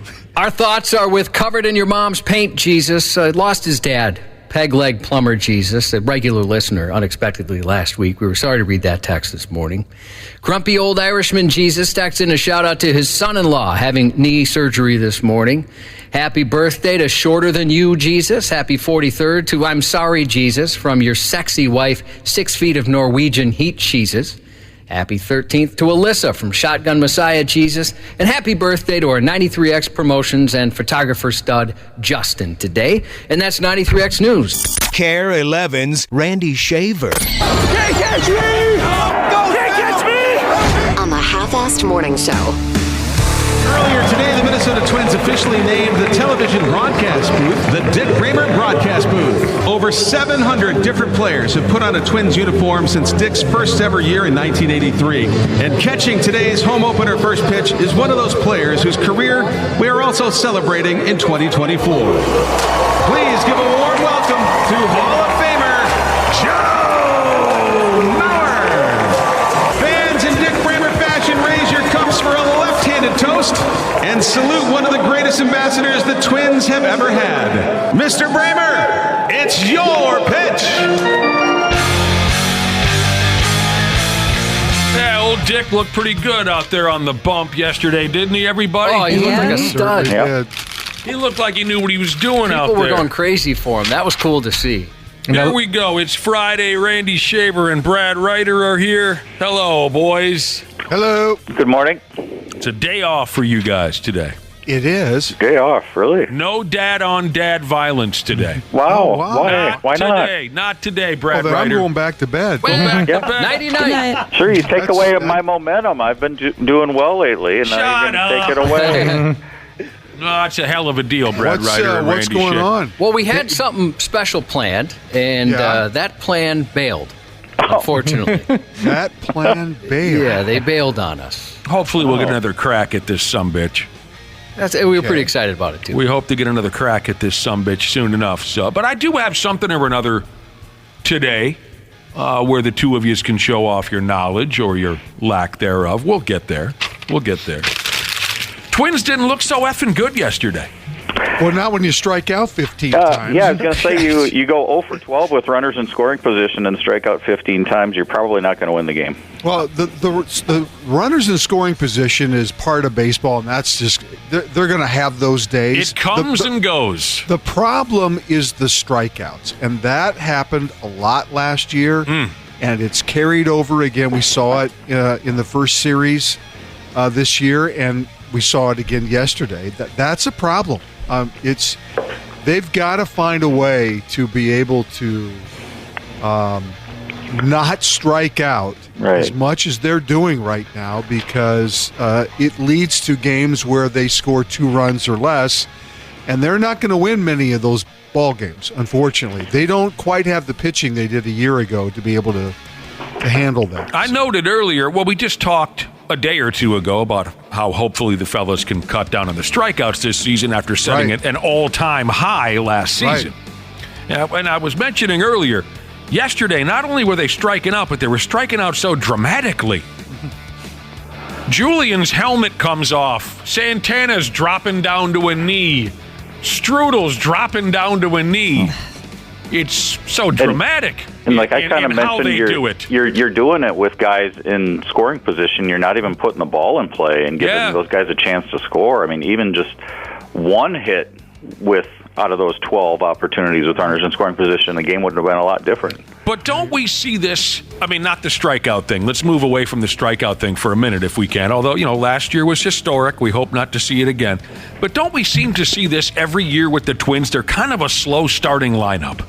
I don't have stats in front of me to back that up, but it always seems as if the weather needs to warm up before a lot of these bats get going. I don't know why. I think you could probably say that about virtually every team in baseball. I mean, there's always one or two that get off to a good start and that kind of thing, but the pitching is always ahead of the hitting, it seems like, to start the season. This is funny. Yeah, I would agree with you. This is funny here. Somebody texted in all caps. It's April 4th. Relax. Right? Sure. Then they sent a text immediately after that says, it's actually April 5th. Yeah, that's different. Once you get to April 5th. Right. Everything's on the table. They're sellers now. Season's over by the 10th if you're not. Stephen Kwan had 3 hits for Cleveland. This Tanner Bibby was good. Yeah, Bibby. Bibby, the starter for Cleveland. He was 9. really good. Yeah, young guy. Seems to be good. Yep. But, there you go. There you go. Runners left on base, sure. They let off the 8th. Carlos Correa hits a double, and then one of the relief pitchers for Cleveland, Scott Barlow, he strikes out Santana, Margot, and Castro. Boom, boom, boom. End of the threat. That's how it went yesterday. Tomorrow's game, Carlos Carrasco for the Guardians. Been around forever. Yeah, Joe Ryan for the Twins tomorrow afternoon. So there you go. Now, Randy Shaver, you're going to enjoy this, especially seeing how you're on your retirement tour. I'm not on a tour. What does that mean? Well, because you said, give me 3-4 months and then I'm going to retire. That's kind of retirement. That's not a tour. I'm not on a tour. You know what I mean? You could have just walked out the door, but you made an announcement. I didn't. It wasn't my choice to make that announcement. Do you want to come to some of my bar gigs with me? Then it'll be a tour. No. That's wild. Oh, I don't know you why. can't even remember my name. All right, fine. Well, he's on his retirement tour. We're not going to call it a tour. But you'll like this, I think, Randy Shaver, because it'll bring you back. It'll bring you back. Okay, bring me back to 30-some years. Well, not that long ago. Okay. Listener texted in, on this day in 1990, little Twins history for you. I think they're being serious with this. Okay. On this date in 1990, the Twins traded future KARE 11 anchor Mike Pomerantz to the Pirates for Junior Ortiz. I liked him. Yep. And then Randy Shaver, of course, you took his job back in 2000. Took his job. You ran him out. You ran him out of town. Actually, he did the smart thing. He left TV news and got into sports broadcasting. Oh, right. He went over and started calling San Diego Padres games. He started. Studio host, wasn't he? He's the studio host for and still is with the San Diego Padres. Oh, I bet that's a fun gig. Give the man a lot of credit. He did the right thing. Not only did he get into sports broadcasting, but he went to California. Yeah. Good for him. He was the last anchor before we got Randy Shaver the gig. He's a good man. Mike Pomerantz is a very, very, very funny man. Before we got you the gig, it was Mike. But we had a chance to mingle with him a little bit, and I agree with everything that you said. He's a very funny man. No, He's got such a great sense of humor. Definitely. Oh, my God.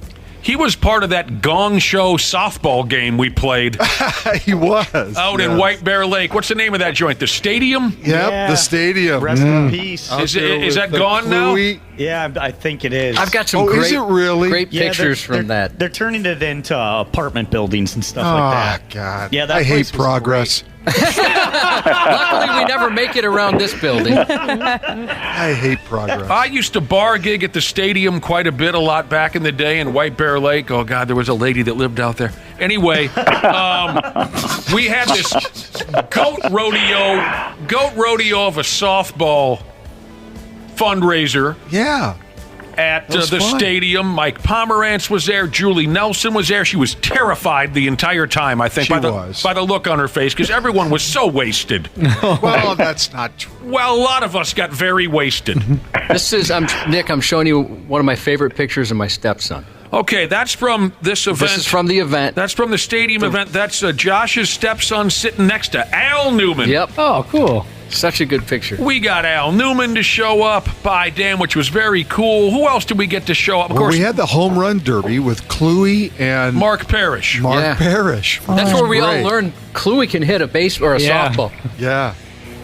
God, I mean, help me out with some. Didn't we have some other ex-athletes out there? Oh, we did. Yeah, I don't remember. It was a great time, but the Clayboy was there. Yeah, he called it. Yeah. Clayboy did the play-by-play and did a great. That's awesome. Well, that was fun. I got absolutely hammered, and Clayboy came back to my house that night, and we got real hammered. We should do something like that again. Yeah, we That'd should. Be fun. Well, the guy who's got all the softball connections is Brad. Well, yeah. Let's get this going. I haven't played this. He's a coach. Brad could coach us. Oh, man. Or do the play-by-play. Oh, no. No, I think I'll coach you. Play-by-play/coach.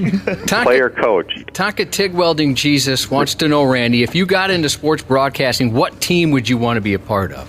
What would be your team? Oh, that's a good question.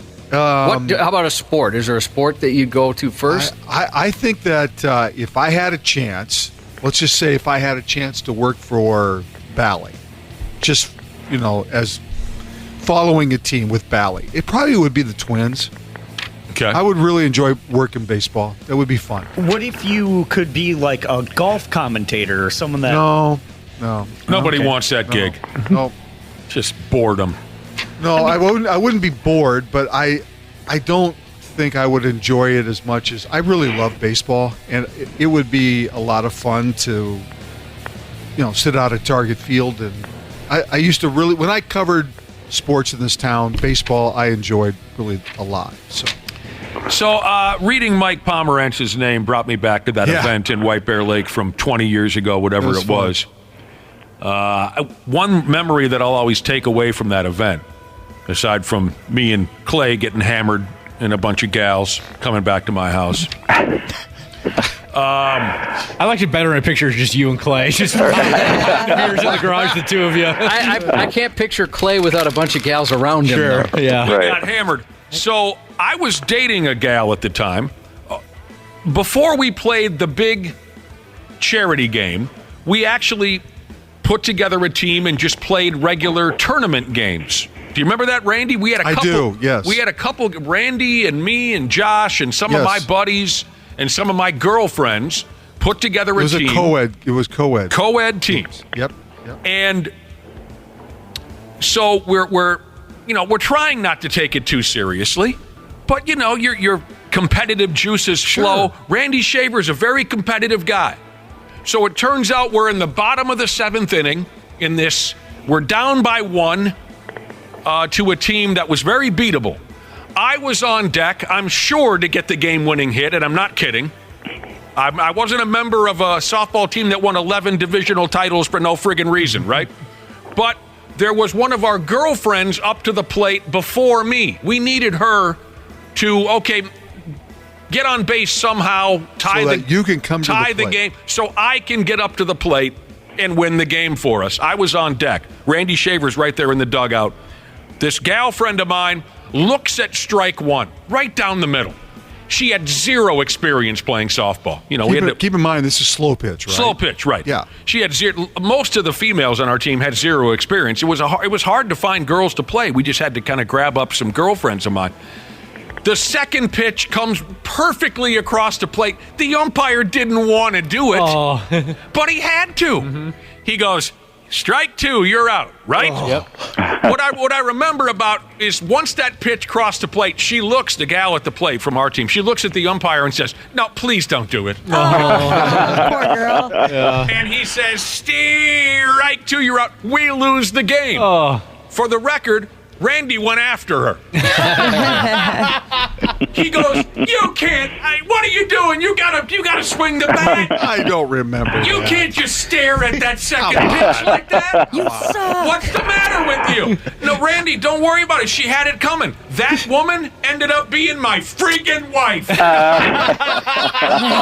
who it was? Yeah. Awesome. Oh my God. Yeah. As Paul Harvey would say, now you know the end. Yes, and my friggin' wife, she still brings that up once in a while. Whenever, oh my God! When we see Randy on television, or I bitch about him at home, which is every night, she says, he was pretty mean to me when I looked at strike. I said, yeah, I remember that. I was pissed at her too. I hollered at her too. I said, you can't watch that friggin' thing go by. I'm sitting right here with the bat in my hand. I'm ready to win the game for us. You can't watch that go by. We still have that fight. Ended up being my stinking wife. Whoa,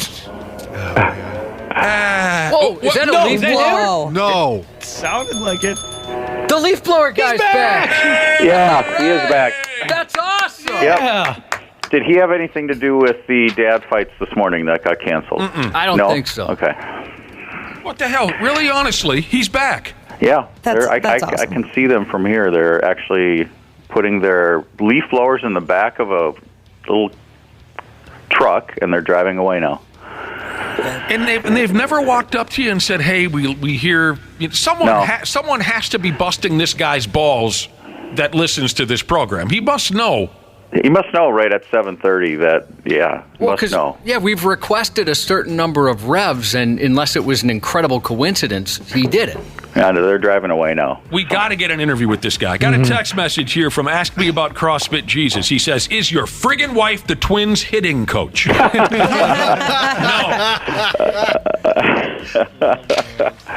right, I don't want to get into the Oakland Athletics again today. We talked about them yesterday. It's such a sad, pathetic story. I just don't even... Yeah, so I got... forget that. Pigs got beat last night. Colorado Avalanche got the win by a final of 4-2, 5-2 if you're crooked enough to count empty net goals. Zach didn't get on the board as far as I could tell. Yeah. No. So there you go. The boys weren't shy about shooting the puck. They put 46 shots on the Avalanche netminder last night. But well, you got to do that. I mean, that's the only way you're going to beat them is to put the puck on the net. Only a couple got through. That about does it for them now. They're 10 out. They're 10 out. Is you calling it, Brad? Yep, they're 10 points out with 7 to play. Yeah, they're hater. Yep. Well, it's not being a hater. It's being a realist. It's been over for 2 weeks. Yeah, pretty much. Yeah, you're right. The LA Kings won last night, so that puts them 10 points out of a playoff spot with 7 games to play. They host Winnipeg tomorrow afternoon, then Sunday they're in Chicago. Super disappointing. Are you disappointed, Randy? Yeah, it is super disappointing that this team didn't make the playoffs. Well, they did pretty well once Gene Snitsky took over behind the bench there, whatever that guy's name is. Their record, Gene Snitsky, yes. Their record is pretty solid. Famous hockey name. Yes, if you take away the first handful of games they had with the spray tan man. Oh, could you imagine if we actually won those games? We'd be looking at the playoffs. Yeah. So if we had won all the injuries- games we lost, we'd be... Yes, I didn't consider that. We'd be first in the West. Like if you're saying if we won more games? Yes. We were undefeated right now. How is no one talking about this? You're right. That's in-depth analysis you're not going to get anywhere else. No. That's it. Yeah, That's why hockey fans turn to us. That's why they go to bar games to watch hockey with Wapple. Take that, state of hockey. Yeah, Waffle's up there going, and if some of these other teams, if they would have lost more games, that would have been good for us. Wapple walks in and they all look at each other and go, damn, we're not going to learn a damn thing tonight. Well, he's a very literal person. He always has been. He's the most literal person I've ever met. Am I missing something here? A text message just came in that says at least Kaprizov can focus on baseball now? I love that. I don't understand. I think this is a reference to a reoccurring joke that Dana has on I have this Twitter. really stupid joke on Twitter where I act like I think Alex Kirilloff and Kirill Kaprizov are the same person, and the guy plays on both teams. Yeah, I've seen people with they've personalized Twins jerseys, and they put the different one, on the back of their jersey. I love that bit. I haven't heard it yet. What is this now? What do we got now? People texting in about the Wild. Yes, for the millionth time, yes. There's something... The whole Suter and Parisi contract holding them back. Yes, yeah. I don't know the details of it because I don't care, but yeah, they're... Golden Gopher hockey announcer Frank Mazzacco is retiring. Brad, I bet you know Frank Mazzacco. Yeah, I know Frank really well. I haven't talked to him much the last few years, but Frank and I had a lot of WCHA travels back in the 90s, and just an awesome guy. I was actually thinking yesterday when I saw this, we should try to get him on next week. It would be fun. When I'm on. It would be fun. If you want. So. Yeah, that would be great. Write that down. Text him. I'll text him and see if he wants to come on. That would be awesome. Text Frank. Never met the man, never talked to the man, but certainly enjoyed. Iconic. Mm-hmm. Yep. Enjoyed watching him for years and years. Monday or Wednesday, we'll get him on. 35 years of calling Golden Gopher hockey. He and Wally Shaver. Just a great combination. Well, you know, but for a while there on television, he also worked with the Wooger, right? He did. Well, and he worked, when I was there for those 8 or 9 years, it was Tom Reed. Tom Reed. So I remember Tom and worked Frank. the high school and tournament, too. Those first few years I worked Gopher hockey, when we had road trips, it was Frank and Tom and Al Shaver and Glenn Sonmore on the road. Oh, my gosh. Lord. God. Those were good times. And people are going to say, again, with the Clay boy, but Clay was in there somewheres. Yeah, he did some like sideline type pregame stuff. shows and stuff. Yep. I mean, it's he's one of those iconic voices that will be missed. I mean, the guy was so great at what he did. You know, it's a different scene now. But when we were young kids, all the way into our 20s, there was something so much fun. There was something so great about Friday and Saturday nights, man. Yep. You didn't have to go anywhere. We'd drop a keg of beer and watch Golden Gopher hockey in the winters. Sure, once in a while we were lucky enough to go down to the old Mariucci and watching. But more than anything, Friday and Saturday nights, just drinking beer and watching Golden Gopher hockey in the old WCHA. It makes me think of people like Frank Mazzacco and Doug Woog and Glenn Sonmore and on and on. Those are the best memories of my 9 years working at the U, is those travels with Frank and Tom and Al Schaefer and Glenn Sonmore. Are you kidding me? Yeah. Going out with those guys after games? Can't imagine the story. Oh, my gosh. They must have picked on you a little bit, right, Brad Ryder? No, they were great. I mean, maybe a little bit. Not as much as you guys do, but a little bit. Did anyone set aside those? I looked at the article yesterday talking about Frank Mazzacco retiring. Did anyone set aside that audio of him calling some goals? No? Oh, okay, because it was had some great goal calls there from Frank. There you and one of my Eskimo brothers is in there, too. I'm going to put in a little plug for him, too. Wait, Brad. We didn't establish yet who my Eskimo brother was. Oh, okay. Sorry about that. Blake Wheeler. Oh. Frank calls a Blake Wheeler goal. Go ahead, Brad. No, I was just going to say Frank, in his spare time when he's not doing play-by-play, he's a photographer, so I'm putting a little plug for him if you need a photographer. Like topless women and whatnot? Professional photography. Yeah. Oh, fabulous.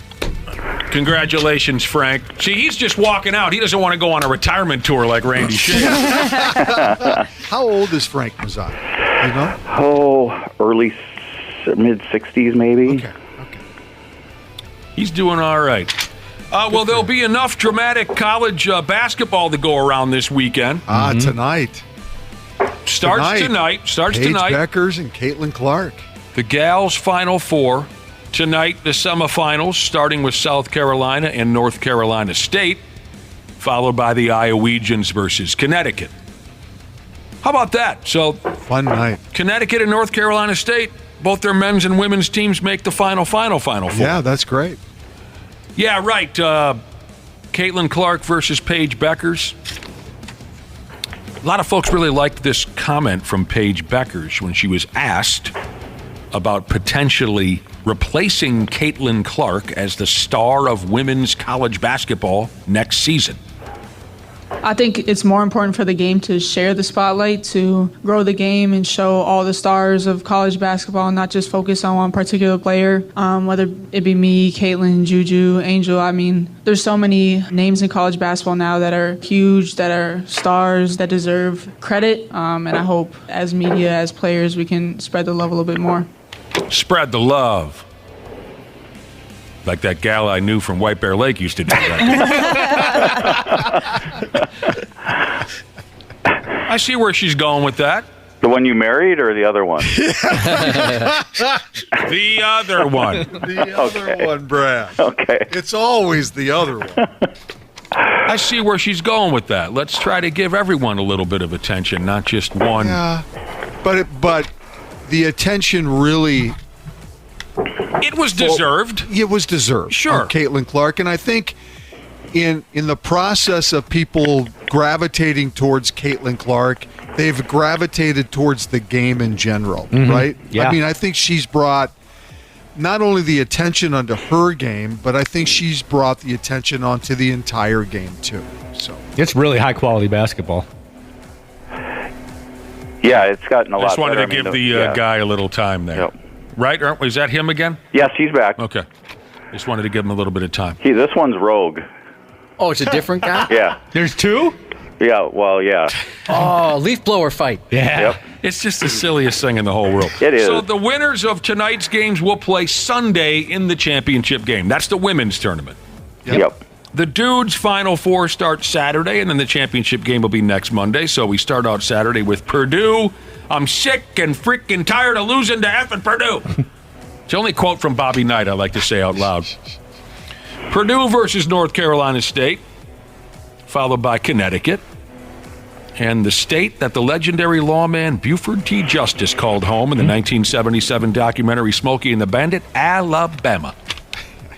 I could win some money if Alabama beats UConn, but I'm not counting on it. I wouldn't count on No. There's no way. It's going to be a great matchup of Purdue and UConn if they both get there. They're two big men. Mm-hmm. And there's so many storylines for both teams, but it sure looks like it's a collision course between Purdue and UConn. No way that you came from my loins. Yeah. Buford P. Justice. Yes. Here's a listener texting in. Why don't you guys ever talk about the 1965 World Series? What, the Twins and Dodgers? Well, we do when Dick's on. Sure. Because he was old enough to remember. What would bring that up?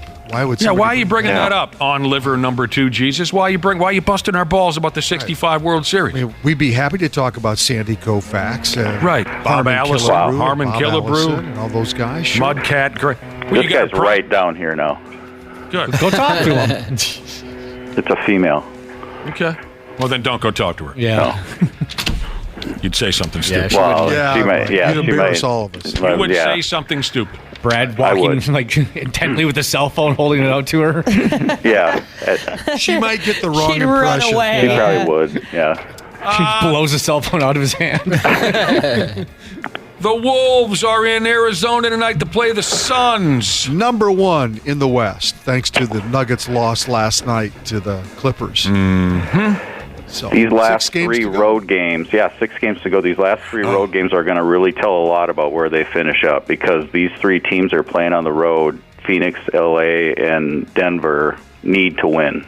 They're going to want to win. And they get Phoenix twice before this is all said and done. And we are down to the nitty-gritty when you look at the standings and how things are starting to shake out.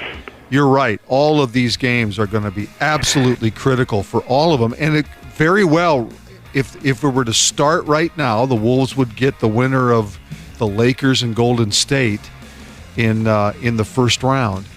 And, that's not an easy matchup by any stretch. When you look at all of the potential matchups, regardless of where the Wolves finish, the West just looks daunting in so many ways. Yeah, it's going to be crazy. Yeah, Phoenix is tied right now for 6, and you don't want to be in that 7 through 10 because then you're in a one-and-done deal. So that's why Phoenix is going to treat tonight like a playoff game. Oh, absolutely. I said it a couple days ago. There's not one matchup for the Wolves that I'm comfortable with. Not a one. No, and there shouldn't be. No. They, how do you say this now? Then Sunday night they play at the Los Angeles Lakers. Yep, and they're going to treat it the same way. So if they go in and win these 2 games, I mean, that would be the only thing huge.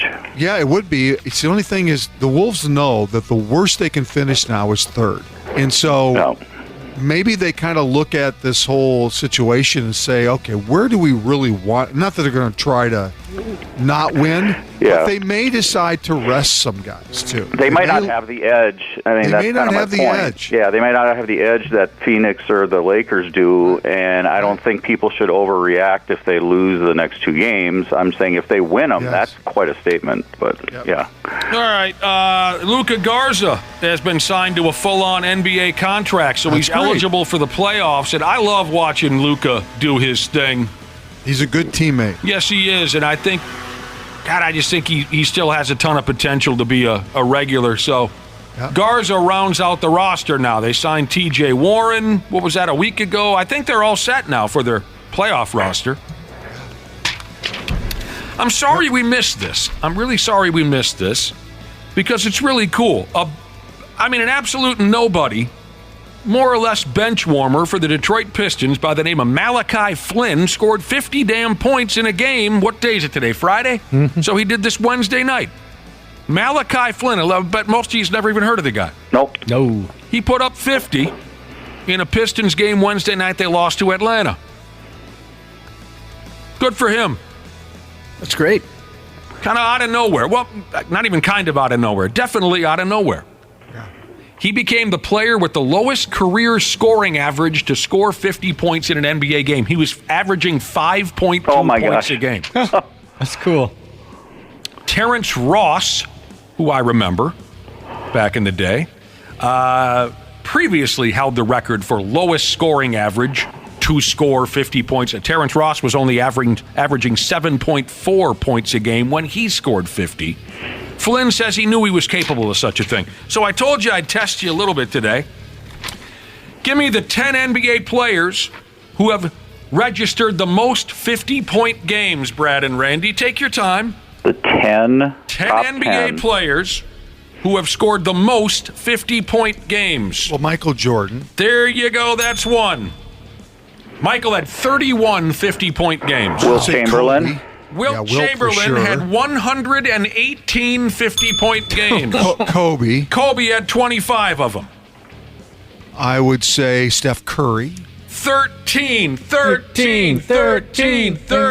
Probably James Harden. Yeah, that douche is at 23 of them. Before he became an assist guy, probably scored quite a few. 23, because they started allowing traveling. That's why James Harden had 20. Go ahead. How about Randy's idol, Rick Barry? 14. You're missing. Kareem just missed the top 10. Really? He scored 50 points 10 times. He just missed the top 10. How about Elgin Baylor? Yes, Elgin Baylor had 17 50-point games. You're down to... That's before the three-point shot, too. I mean, that's what makes that incredible. You're down to well, 3 because of left. that, I would say Lillard, because Lillard in Portland, he was just lighting it up. You're correct. He had 15 of them. You're down to 2. One is really obvious. LeBron. LeBron had 14 of them. One more. I'll give you a hint. Early 2000s. Allen Iverson. Allen Iverson, 11. Yeah, he did it a lot. 50 points. You guys did great. Now, I love these kinds of lists, no matter what the sport is, because you get to drag some of these old-ass names from out of nowhere that maybe you don't talk about. It's a lot of fun going through the list of players who have registered at least just one 50-point game. 50 or more, of course. They don't all have to land directly on 50. Sure. I like that. But before we get there, Randy's dream man, Jarrah West, had 5 50-point games. Yeah, he wasn't much of a scorer like that. So Larry Bird only had 4. Yeah, but that makes sense. It's back when guys used to share the basketball. Yeah, and it was before the three-point shot. So really fun for me to read. Please, what's happening now? Is he in your office with you? Papers going everywhere. He's emptying the trash. This is great. great. I should say. Eastbound at Sundown Jesus texted in. He's right. Kiki Vandaway had 2 50-point games. I'll give you some time to say to yourself, who the hell is Kiki? Kiki Vandaway works for the NBA now. He's like one of the head honchos. Yes. Yeah. Jamal Crawford had 4 50-point games. That makes sense. I mean, the guy could shoot. He was a 3-point shooter. Carl Anthony Towns has had 3. So here are some of the one-timers that I found interesting. Stephon Marbury had 1. Yep. Let's just go through some former Timberwolves. Kevin Martin had 1. Kevin Martin. Yeah. Mo Williams had 1. I was there for Derrick Rose. Derrick Rose, that was great. He had 55 that night. He did that 5-6 years ago. Kevin that was Love, awesome. Corey Brewer. One of the articles I read said, step aside, Tony Delk and Corey Brewer. The NBA has a new emperor when it comes to the most random 50-point scoring game in league history. Corey Brewer, that was very random. Some more former Wolves. Brandon Roy, Andre Miller. I'm not saying they did it with the Wolves. Some of them did, some with other clubs. Yeah. D'Angelo Russell. Sure. Now here's the part where I'm going to have a hard time saying the name out loud. Randy, what's a Golden Gopher who turned pro where I can't even really say the name out loud without getting emotional? Probably Vashawn Leonard. You're close. Oh, Willie Burton. Willie Burton. Yeah. Willie had 1 50-point game in the NBA. TJ Warren, who we just talked about, had a 50-point game. Kevin McHale had 1. Had 1. That's awesome. You know, he didn't take a three-pointer. No. That's a lot of shots. I bet he was exhausted by the end of that. I bet he got to the line 30 times in that game. Probably. Yeah, really, if you factor in the free throws, yes, for sure. And he's not even the greatest Golden Gopher from the Iron Range. That's Dusty Reichert, of course. Do you guys really believe this? I love the list. That was good. I love that stuff. Shaquille O'Neal says when he won a gold medal with the United States basketball team at the 1996 Olympics in Atlanta. He said he threw the medal out his car window and never went back to look for it. Do you really believe that story? I don't believe that. In the gold medal game, Lenny Wilkins says, hey, this is probably Dave Robinson's last game, so he's going to get more minutes. I said, cool, I wasn't playing, but he didn't play me at all. I was so pissed off after the ceremony, I drove home in my uniform, and I threw the damn medal out the window. You still have the gold medal, right? No, I threw it away on the highway. On the road, somewhere on the highway, there is an Olympic gold medal. Yes, I just did like this and threw it Has off. it been found? No. Oh, that's so true. If it was, that's so childish. David Robinson, the Admiral, right? He's on his last legs at the 96 Olympics. Lenny Wilkins is the They blew coach. everybody out, too. Of course. The coach says to Shaq, look, I'm going to give Dave Robinson the majority of the minutes. You know, he's on his way out. You know, Shaq, you're a young guy. Shaq only plays 2 minutes. He's so pissed he throws his medal out the window on the way home. I don't buy it either. I don't think Shaq is a liar, but I'm not buying that one. Yeah. I just looked up Kevin McHale's box score from the 56-point game. 22 of 28 from the field, 12 of 13 from the line. Oh, not as many as I thought. Had 16 rebounds. Oh, that was Kevin McHale. Yeah, that's 56-point game. That's wildly accurate. That's what Shaq's trying to sell us. You can still drive down that highway and maybe find his friggin' gold medal laying there. David Robinson might be the most chiseled human being that I ever saw in person. Yep. As a professional athlete. Yes. Yes. Watching him, second row seats. I've told you before, back in the early 90s, a buddy of mine had just rock star seats for the Timberwolves. Yeah. Seeing David Robinson, his, you know, like Cubby's got the yoked calves. David Robinson's calves just had lines in them that I'd never seen before. Do you know what I mean? Yeah. Yeah. Even just above his knees, there were these bumps that I'd never seen on another. He was so ripped. How in the world did the San Antonio Spurs end up with David Robinson and Tim Duncan on the same damn team? Right. Come on. Well, there was 1 year when Robinson got hurt, and they tanked. I don't remember what year that on is. Purpose. That is for sure. Yep, and then they got Duncan in the draft. And you got The one rest guy, is history. David Robinson, who's so straight-laced, I doubt the guy ever had a drink or said a curse word, right? Well, he was a military guy. And then you a pair Navy him up. guy. Then you pair him up with Tim Duncan, who incredibly talented, Phenomenal player. Phenomenal. Very underrated. but just I think. the quietest guy. Yeah. The rest of the team's going on partying. They go back to the hotel and do crosswords together. I bet the media in San Antonio must have been thinking, can we get something interesting out of either one of you guys just once? You know. Let me ask you, Nick, can you think of an NBA player who used the glass better with his shot than Tim Duncan? Probably not. Tim Duncan is the one guy, when I sit and think about players who use the glass to shoot field goals, right? He is the one guy that stands out in my mind because I would say that easily half the shots he would take in a game were off glass. Yes. There's no other answer to that question. Here's a text from a listener named Brandon. Karl Malone was jacked. Yes, Karl Malone, Yeah, but that was Karl Malone different. was kind of like a triangle. He was a little beefier. Yeah. Karl looked like a triangle. Right. Upper body wide and then they dwindled down. Karl didn't have those muscles in his calves like Josh and David Robinson. Retired Air Force Jesus says David Robinson's calves had their own calves. Yes, they did. Now, I don't know who Pablo Torre is, but I like where he's going with this. Some dude, he's got a podcast. Maybe some of you know who Pablo Torre is. I have never heard of the guy. But I like where he's going. He's campaigning to get Red Panda into the Basketball Hall of Fame. Long overdue. If you ask me, the second greatest entertainer in the world today, the first, of course, being Weird Al Yankovic. The Red Panda is the greatest halftime show ever. And I love the idea. And, of course, she's worked college and NBA basketball games for decades. I love the idea of putting her in the Hall of Fame.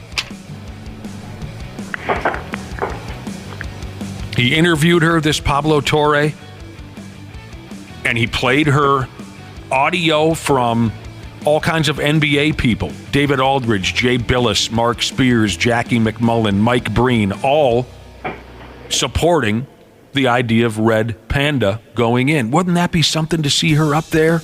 She's worked her ass off. My favorite Red Panda story was her unicycle got stolen, so she had to cobble one together using old parts.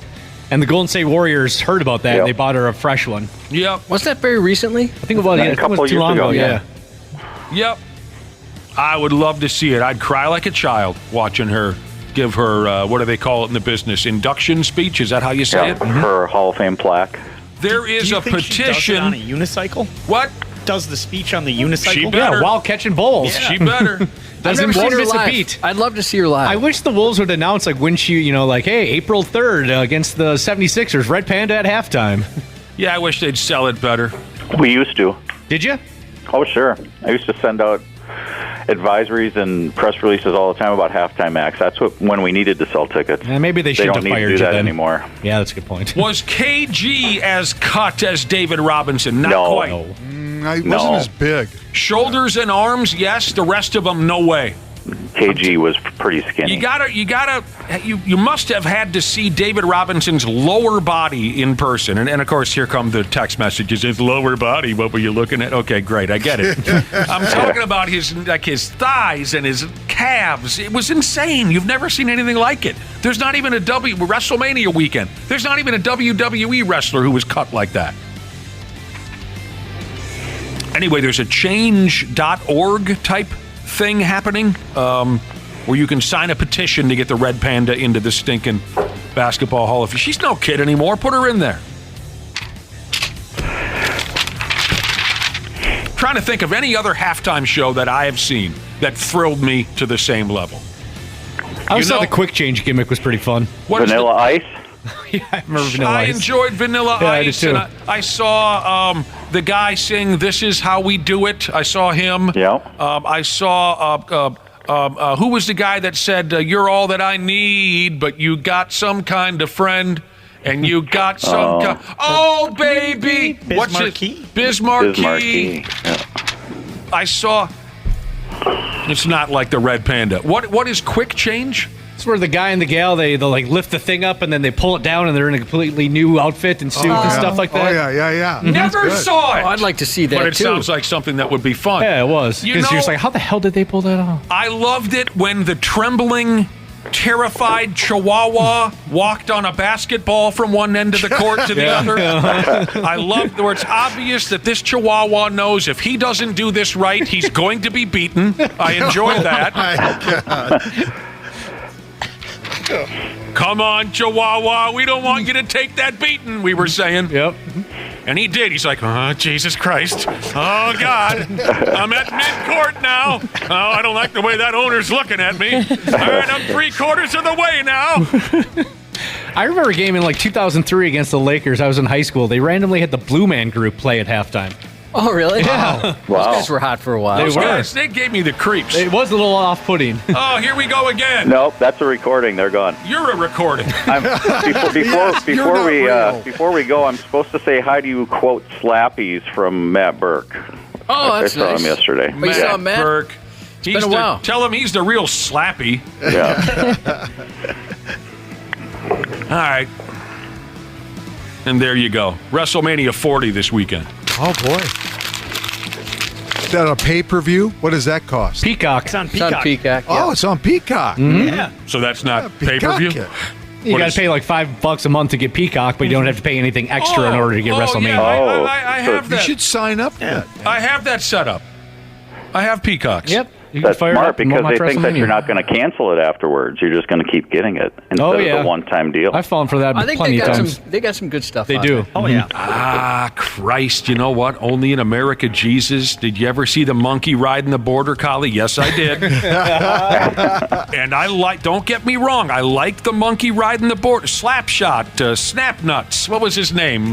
Twiggy? No, that's the squirrel. Oh, yeah. Limp D. What was That's his the name? squirrel that does the water ski. Hot Nuts, the monkey. Fat Ass. What was his name? Why do you keep calling my name?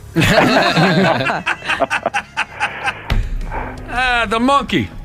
Whiplash. Yes. Whiplash. Oh, There it is. Whiplash goes to basketball games? No, I saw him at a rodeo. Yeah, he's the rodeo one. Okay, yeah. If we want to branch out to just overall entertainment at a sporting event, you know, you have to mention Whiplash. Oh, Whiplash is awesome. The terrified monkey riding the terrified... Whiplash the cowboy monkey. Yeah. I wonder if they get along behind the scenes. Who? Whiplash and the dog. Oh, I bet they fight to the death. But I'm still... There's no one that can top the red panda. I'd marry that woman if she asked me to. You're already married, though. I'm aware of that. Yeah, but I bet your red panda doesn't watch a third strike.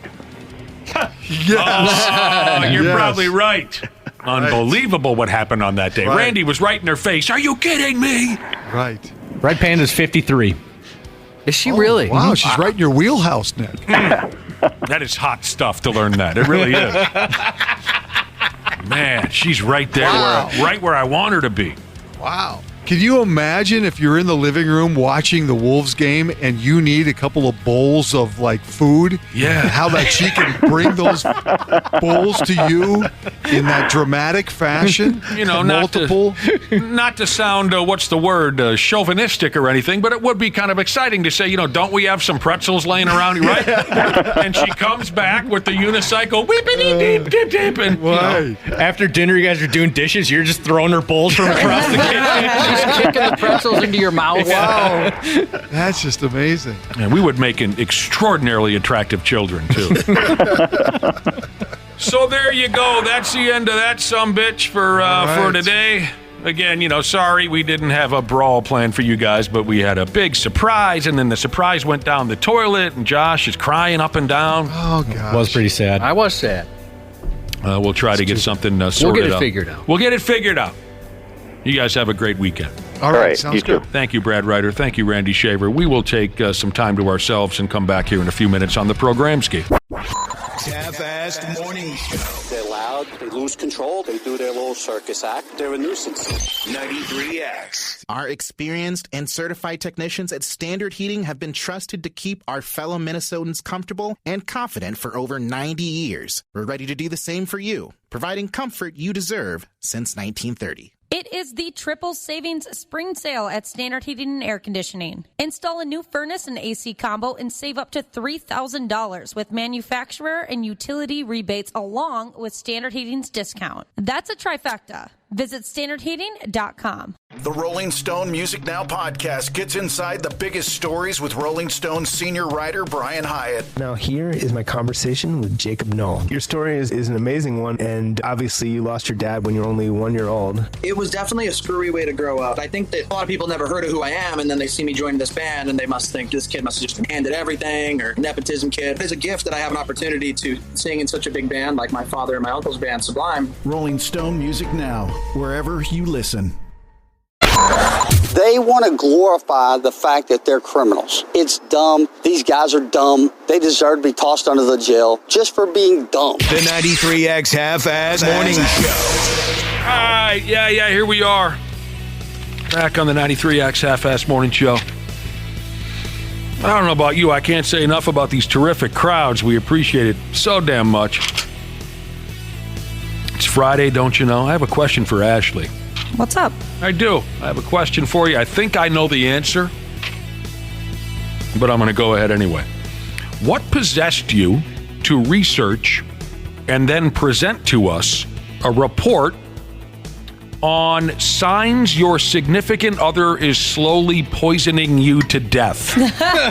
Are you picking up something at home? Or are you looking for tips on how you can do it yourself? See, I think I know the answer, but I want to hear it from you. That's a really good question because honestly, I have no idea. It just popped into your head. Is it a symptom of the poison you're ingesting?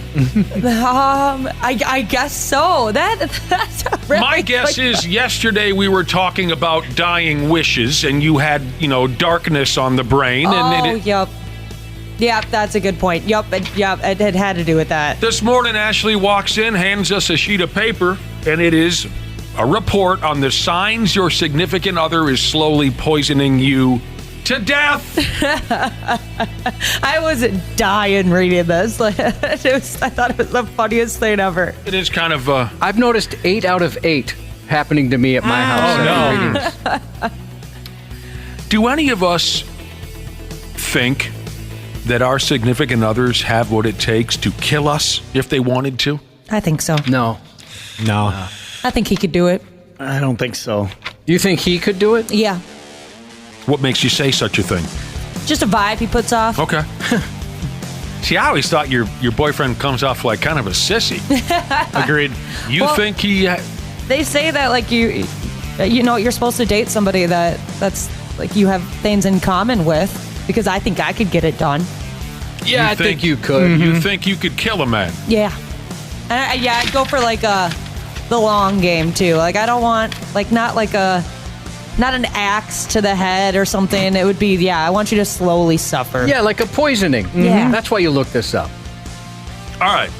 Do you know anyone who you think should be worried about their partner killing them one day? I do. Not anymore. Yeah, not anymore. Luckily, they are long divorced. But there was a time where a friend walked out of our house and I said to my wife, we're never going to see that person again. They are dead. Well, what about those stories you've been telling me lately? Oh, okay. Everything that has led up to a pending divorce sounds like something on a Dateline or a 48 Hours or something, but I don't think there's going to be any murder. You've been telling me lately about it. Josh has been telling me lately about a couple he knows that's having trouble. And the story's insane. The story is quite insane. Sorry we can't share it with you. It's a little too close to home. But you're saying in that situation, as twisted as one of the individuals are in this marriage, you don't see murder as a possibility. No, I don't think so. But maybe this is, cut to a year down the road and I'm sitting next to one of the Dateline hosts, Josh Mankiewicz, going, I never saw it coming. Yep. I knew it was a weird deal, but I never saw this coming. Didn't go that far. This current, not current isn't the word. You mentioned years ago, whatever, there was a friend, you watched him walk away and you thought you'd never see him again because their significant other was crazy. How did that resolve itself? They got divorced. It was a female. But it was a female there was friend. A lot going on, and this dude became dangerous. Okay, but they got away from each other, Thank and goodness, everything's been okay. But I really worried that was it. A couple of my friends come to mind when I said that out loud. Do I know anyone who I think should worry about their partner possibly killing them one day? Yeah, there's a couple people that come to mind. If it's something you've been telling me, I think you're right. Unfortunately. I don't know. My wife, I don't think she'd ever kill me, but I think if somebody messed with one of the kids, she would kill them. Or if one of the kids killed someone, she would help them bury the body. And if someone messed with one of the dogs, then my girlfriend would kill someone, for sure. Instant Well, death. of course, there's all these scenarios we can play out, but we're strictly just talking about partner-on-partner murder. I do have an ex that I think I'm lucky I got away from. See, that's what I thought of, too. My last ex. She definitely, I could see something. Okay, now we're talking. 100%. 100% Wapple. She even said that my eyes were so beautiful, she would take them out of my head one day when I was sleeping. Okay. Is that her trying to be cute, or is that a threat? I really don't know. It was cute. And Those little piss holes that you have in your skull, That's a she little bit called of a those humble beautiful. brag. Yeah. Well, then in that case, it is, too. Nice. I had a girlfriend who wanted to cut off my penis and keep it for posterity. All right, that's not true. But wouldn't that be something? Jar it up and keep it for all. That'd be a wonderful compliment. So both Dana and Wampo say that they might have avoided something terrible. Mm-hmm. She loved true crime podcasts, and boy, did she have a temper on her. Did she really? Oh, yeah. Especially when the drinks came out. Those are my favorite kind of people. We're having fun here. And what? I'm sorry. I'm sorry. What happened? I got a text that got me. I don't think I can read this. Sorry about that. Okay. Oh, my God. Maybe, You all right? Maybe you can edit it a little bit. I don't think so. Okay, I'm reading this text. Oh, Jesus. Yeah, we're not going to read that. We're having laughs here. Lighthearted, trying to be as lighthearted as possible about a dark subject. Truth is, I know a guy whose significant other tried to murder them, and it wasn't a long play. It was, dude woke up. I don't want to give away too much because I don't want to. If they're listening, I don't want to bring back this memory. But I'll just tell you this much: he woke up from a dead sleep, and his wife was attempting to murder him. Really, I couldn't believe it when he told the story. That ain't good. What? Yeah, I'll tell you more off air. I'm not going to say anything on air. I can't tell you the details because if they're listening, I don't want them to relive that situation. But I mean, just picture that: waking up out of a dead sleep, and you realize she's trying to kill me. So Ashley put this together. For anyone who's worried out there, this strictly has to do with the act of slowly poisoning someone to death. Signs your significant other is slowly poisoning you to death. I guess some of you might be able to use this now or in the future. If your partner insists on bringing you breakfast in bed, hey, wait a minute. You've never done this before. Oh, and you didn't see him make it. So well, right. If your partner insists on bringing you breakfast in bed, now here's why this makes the report. A doctor in Tennessee allegedly tried to poison his wife for 5 straight months by putting a toxic heavy metal called barium in her morning coffee, and he insisted on making it for her every day. She had some stomach problems, and then eventually she caught him putting this garbage in her coffee and contacted the police. Yeah, if my boyfriend ever cooked for me, I would have a lot of questions. What the hell did you do to this? He's never once? No, unless like mac and cheese counts, but well, that counts. like sure. Craft the box. Hot Mom Cheese has said there's a TikTok meme where women hand their husbands a glass of water while stirring it. Here you go. Drink up. Oh, I want to try that. Have some water. I remember the old Eddie Murphy bit where he's, this is from his Delirious record, 1982-83, where Eddie Murphy's talking about women and men in relationships and when they fight and when the fights get bad. And he said, if I remember the line, he said he slapped a woman once, like a, hey, wake up, kind of a slap. And she said to him, well, he profusely apologized right after he delivered the slap. He said, I'm sorry. I took it too far. I'm really sorry. And the woman said to him, no, it's okay. I brought that on myself. Why don't you just go to sleep? All right, here's another sign that your significant other is slowly poisoning you to death. Your mouth burns when you brush your teeth. There was a gal a few years ago who noticed a burning sensation. I'm also doing an Eddie Murphy bit right there. A gal noticed a burning sensation as she was brushing her teeth. She had headaches. Her daughter complained of the same symptoms, and they discovered that this lady's estranged husband had crept into the house and added poison to the toothpaste. Jeez. Oh, my God. Poor kid. Collateral damage. Wapple, you'd be safe. Thank God. Oh! Now, my gums bleed when I floss. Should I be concerned that my wife's trying to harm me or something? Yes. Did she replace your floss with copper wiring? No, I think it's just regular floss. If your coffee tastes bitter, you might want to ask a few questions. I hope all of our listeners with wives and husbands don't just pounce on their significant others over the littlest difference. And, we caused a lot of fights tonight. Yeah. But in 2008, a man in Long Island, sick bastard, he's one of these guys that just couldn't let it go. Marriage was coming to an end. He laced his wife's coffee with cyanide, and it effed her up pretty good. My goodness. I watched one of those Dateline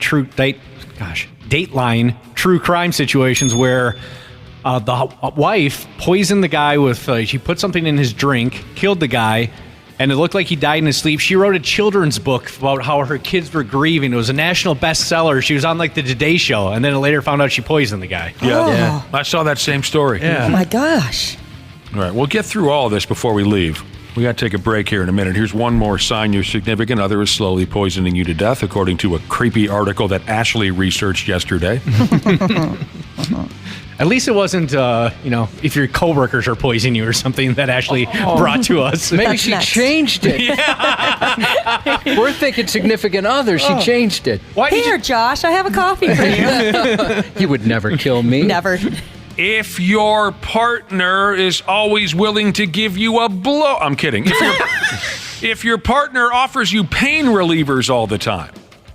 Josh, do you remember, because I think this happened when we were kids, the infamous Tylenol poisonings in Chicago? Yeah, and people were terrified. Is that what started all this overly careful approach to Halloween, or was that a different story? That's different. That's like the razor blades. But I think it was this, and maybe I'm misremembering, but I thought that's kind of what started getting the cotton in the pill bottles, and then the child-proof cap. Right. And it's sealed so tight, like you need a chainsaw sometimes to get into those things. Exactly. I thought that's kind of what started that. I wanted to say this was the early to mid-'80s. There was some rash of Tylenol poisonings in Chicago. Some of you older folks might remember. But anyway, some crazy lady used that same technique to murder her husband. She laced the pain relievers with and here we go again with that cyanide again.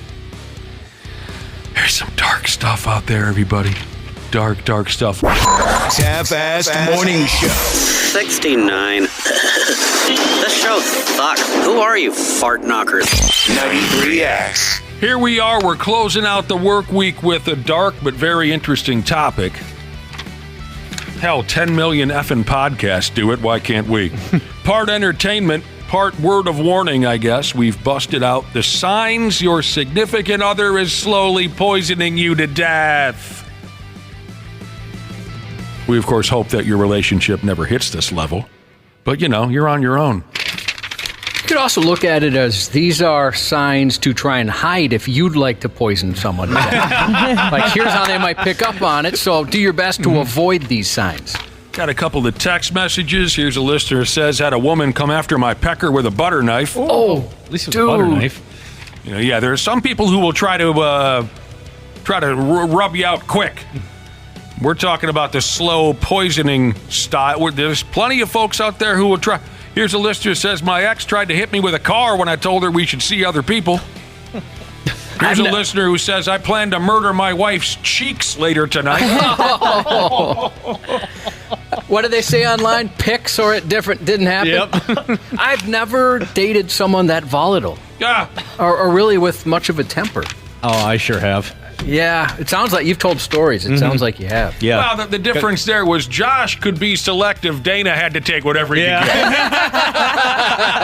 That's how that works. That makes sense. It does. If you hear someone say, yeah, my ex was crazy, she almost killed me, they had to take what they could get. Where Josh had the skill set, the personality, and the looks to be selective. Guys, it's not that bad. I said she tried to kill me. She tried. You did say that. All right. So here's I'm not significant enough in their life to be jealous in any way or think that I could cheat on them even if I wanted to. Maybe that's what it is, Dana, and you're too much of a stud. Oh, thank you for that warm fuzzy, but that's not true. I was just saying that to be nice. I know you were. Here's a listener that says, I had a girlfriend who used a little too much teeth. That's attempted murder, isn't it? Here's the report. Signs your significant other is slowly poisoning you to death. Again, God help us. I hope it never comes to this. We covered these signs if they insist on bringing you breakfast in bed. And that's not a usual thing. Hey, what are you doing? How come every morning you're getting up early and making me breakfast in bed? Oh, you fixed my brakes, honey? You've never done that. Thank you. You got under the car with no mechanical knowledge whatsoever, and you fixed my brakes. That's awesome. Thanks, babe. I'm going to drive extremely fast now. Now they have fresh brakes. I can go 90. Honey, when did you get me a wolf and a beef jerky tuxedo? If your mouth burns when you brush your teeth, maybe they poison your toothpaste. So these things really happen. Some folks will poison your coffee. They'll, you have a headache? No, I'll go get you some aspirin. No, I can get it myself. No, I will get you your aspirin. That could be, there was someone who put some poison in the air. What do I got left here? If your soda tastes too sweet, There was a story from Cleveland, Ohio, where some mental case put ethylene glycol, which is the active ingredient in antifreeze, in somebody's pop. Visine, if your Visine eye drops are running low, someone might be using them and dropping it into your glass. Is that lethal stuff? Yeah. Really bad for you. Very bad. Yeah, and I heard lots of diarrhea, too. Yeah, that's what I heard, too. It starts with lots of diarrhea, and then you die. Isn't that something? You can pour that stuff in your eyeballs, but if it gets in your stomach, you wake up dead. Kind of weird. If your drink is a strange color. Here's a lady in Kentucky. She noticed that her cup of coffee was kind of green looking. It was determined that someone had dumped her significant other, had dumped some rat poison in there for her. Yum. And he admitted it. Oh, thanks for the Gatorade, honey. I didn't know they made a jet black flavor. What's with the skull and crossbones on there? She'll never notice that her coffee is green. And the final, although I'm sure there are many more. This is what we got in front of us. Oh, I guess similar to if your partner insists on always fetching your aspirin for you. If your partner insists that, oh, God, I guess I can say this hits home. My friggin' wife is always on my case about taking those vitamins. Uh-oh. She My thinks wife, too. Take your vitamins. Here you go. I got this one and that one. And if I don't take them, she'll hound me about it. Yeah. Oh, yeah. Back in the day, again with the Cleveland, Ohio. Everyone wants to kill their wives and husbands in Cleveland, Ohio. What else is there to do? Someone in Cleveland, was a doctor, insisted on giving his old lady calcium supplements. She died. Oh, because he poisoned them, of course. I didn't mean to make it sound like calcium. He poisoned her calcium supplements, whatever that means. And she died. Yeah, I recently have been trying to get my boyfriend to take vitamins, and now he's definitely not going to now. You ain't gonna hurt anybody, Ashley. I'm not buying this bit. I think, you're... Not yet. Not yet. You've got a soft center to you. I don't think you'd murder anyone unless they did something to someone you love. Yeah, I don't That's think you'd murder anybody else. Nope. You wouldn't do it again, I don't One think. and done. There was only one time in my life where I legitimately thought you murdered someone, but we've moved past that. That was great. And I had to decide, do I help her feed the body to pigs, or do I bring her to our lawyer friend Ryan Pasiga? I didn't know what to do for a couple of seconds there. Yeah, isn't that something? You think you know somebody. Then they try and poison you. You trade all kinds of niceties back and forth. I love you too. You live with them every day, and you never know. That's so scary.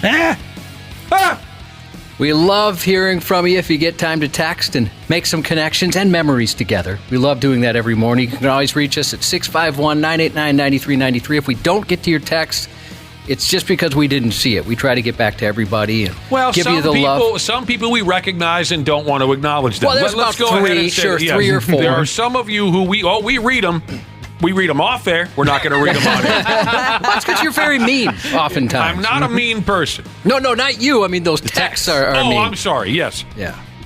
We do appreciate that. We know the 9 times out of 10, it's great stuff. It's the best part of our day, easily. Dig it. So a couple of texts before we get out of here. Best of luck to drain surgeon Jesus going in for surgery this afternoon. And he has some advice for all of us.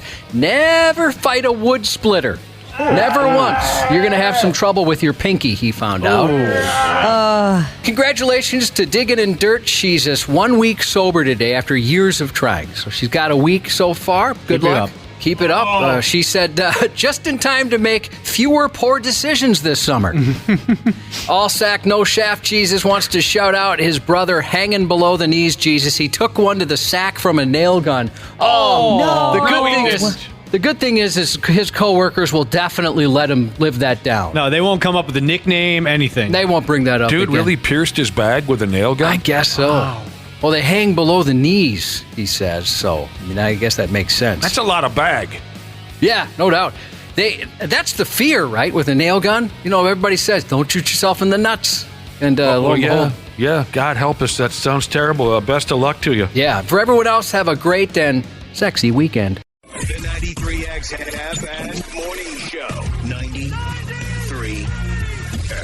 The 93X Half-Ass Morning Show podcast is sponsored by Standard Heating and Air Conditioning. New episodes drop each weekday. If your podcast platform has ratings, go ahead and give us 5 stars and maybe give our enemies 1. Thanks, and here's a word from our sponsor. Install a new furnace and AC combo and save up to $3,000 with manufacturer and utility rebates along with Standard Heating's discount. Visit standardheating.com.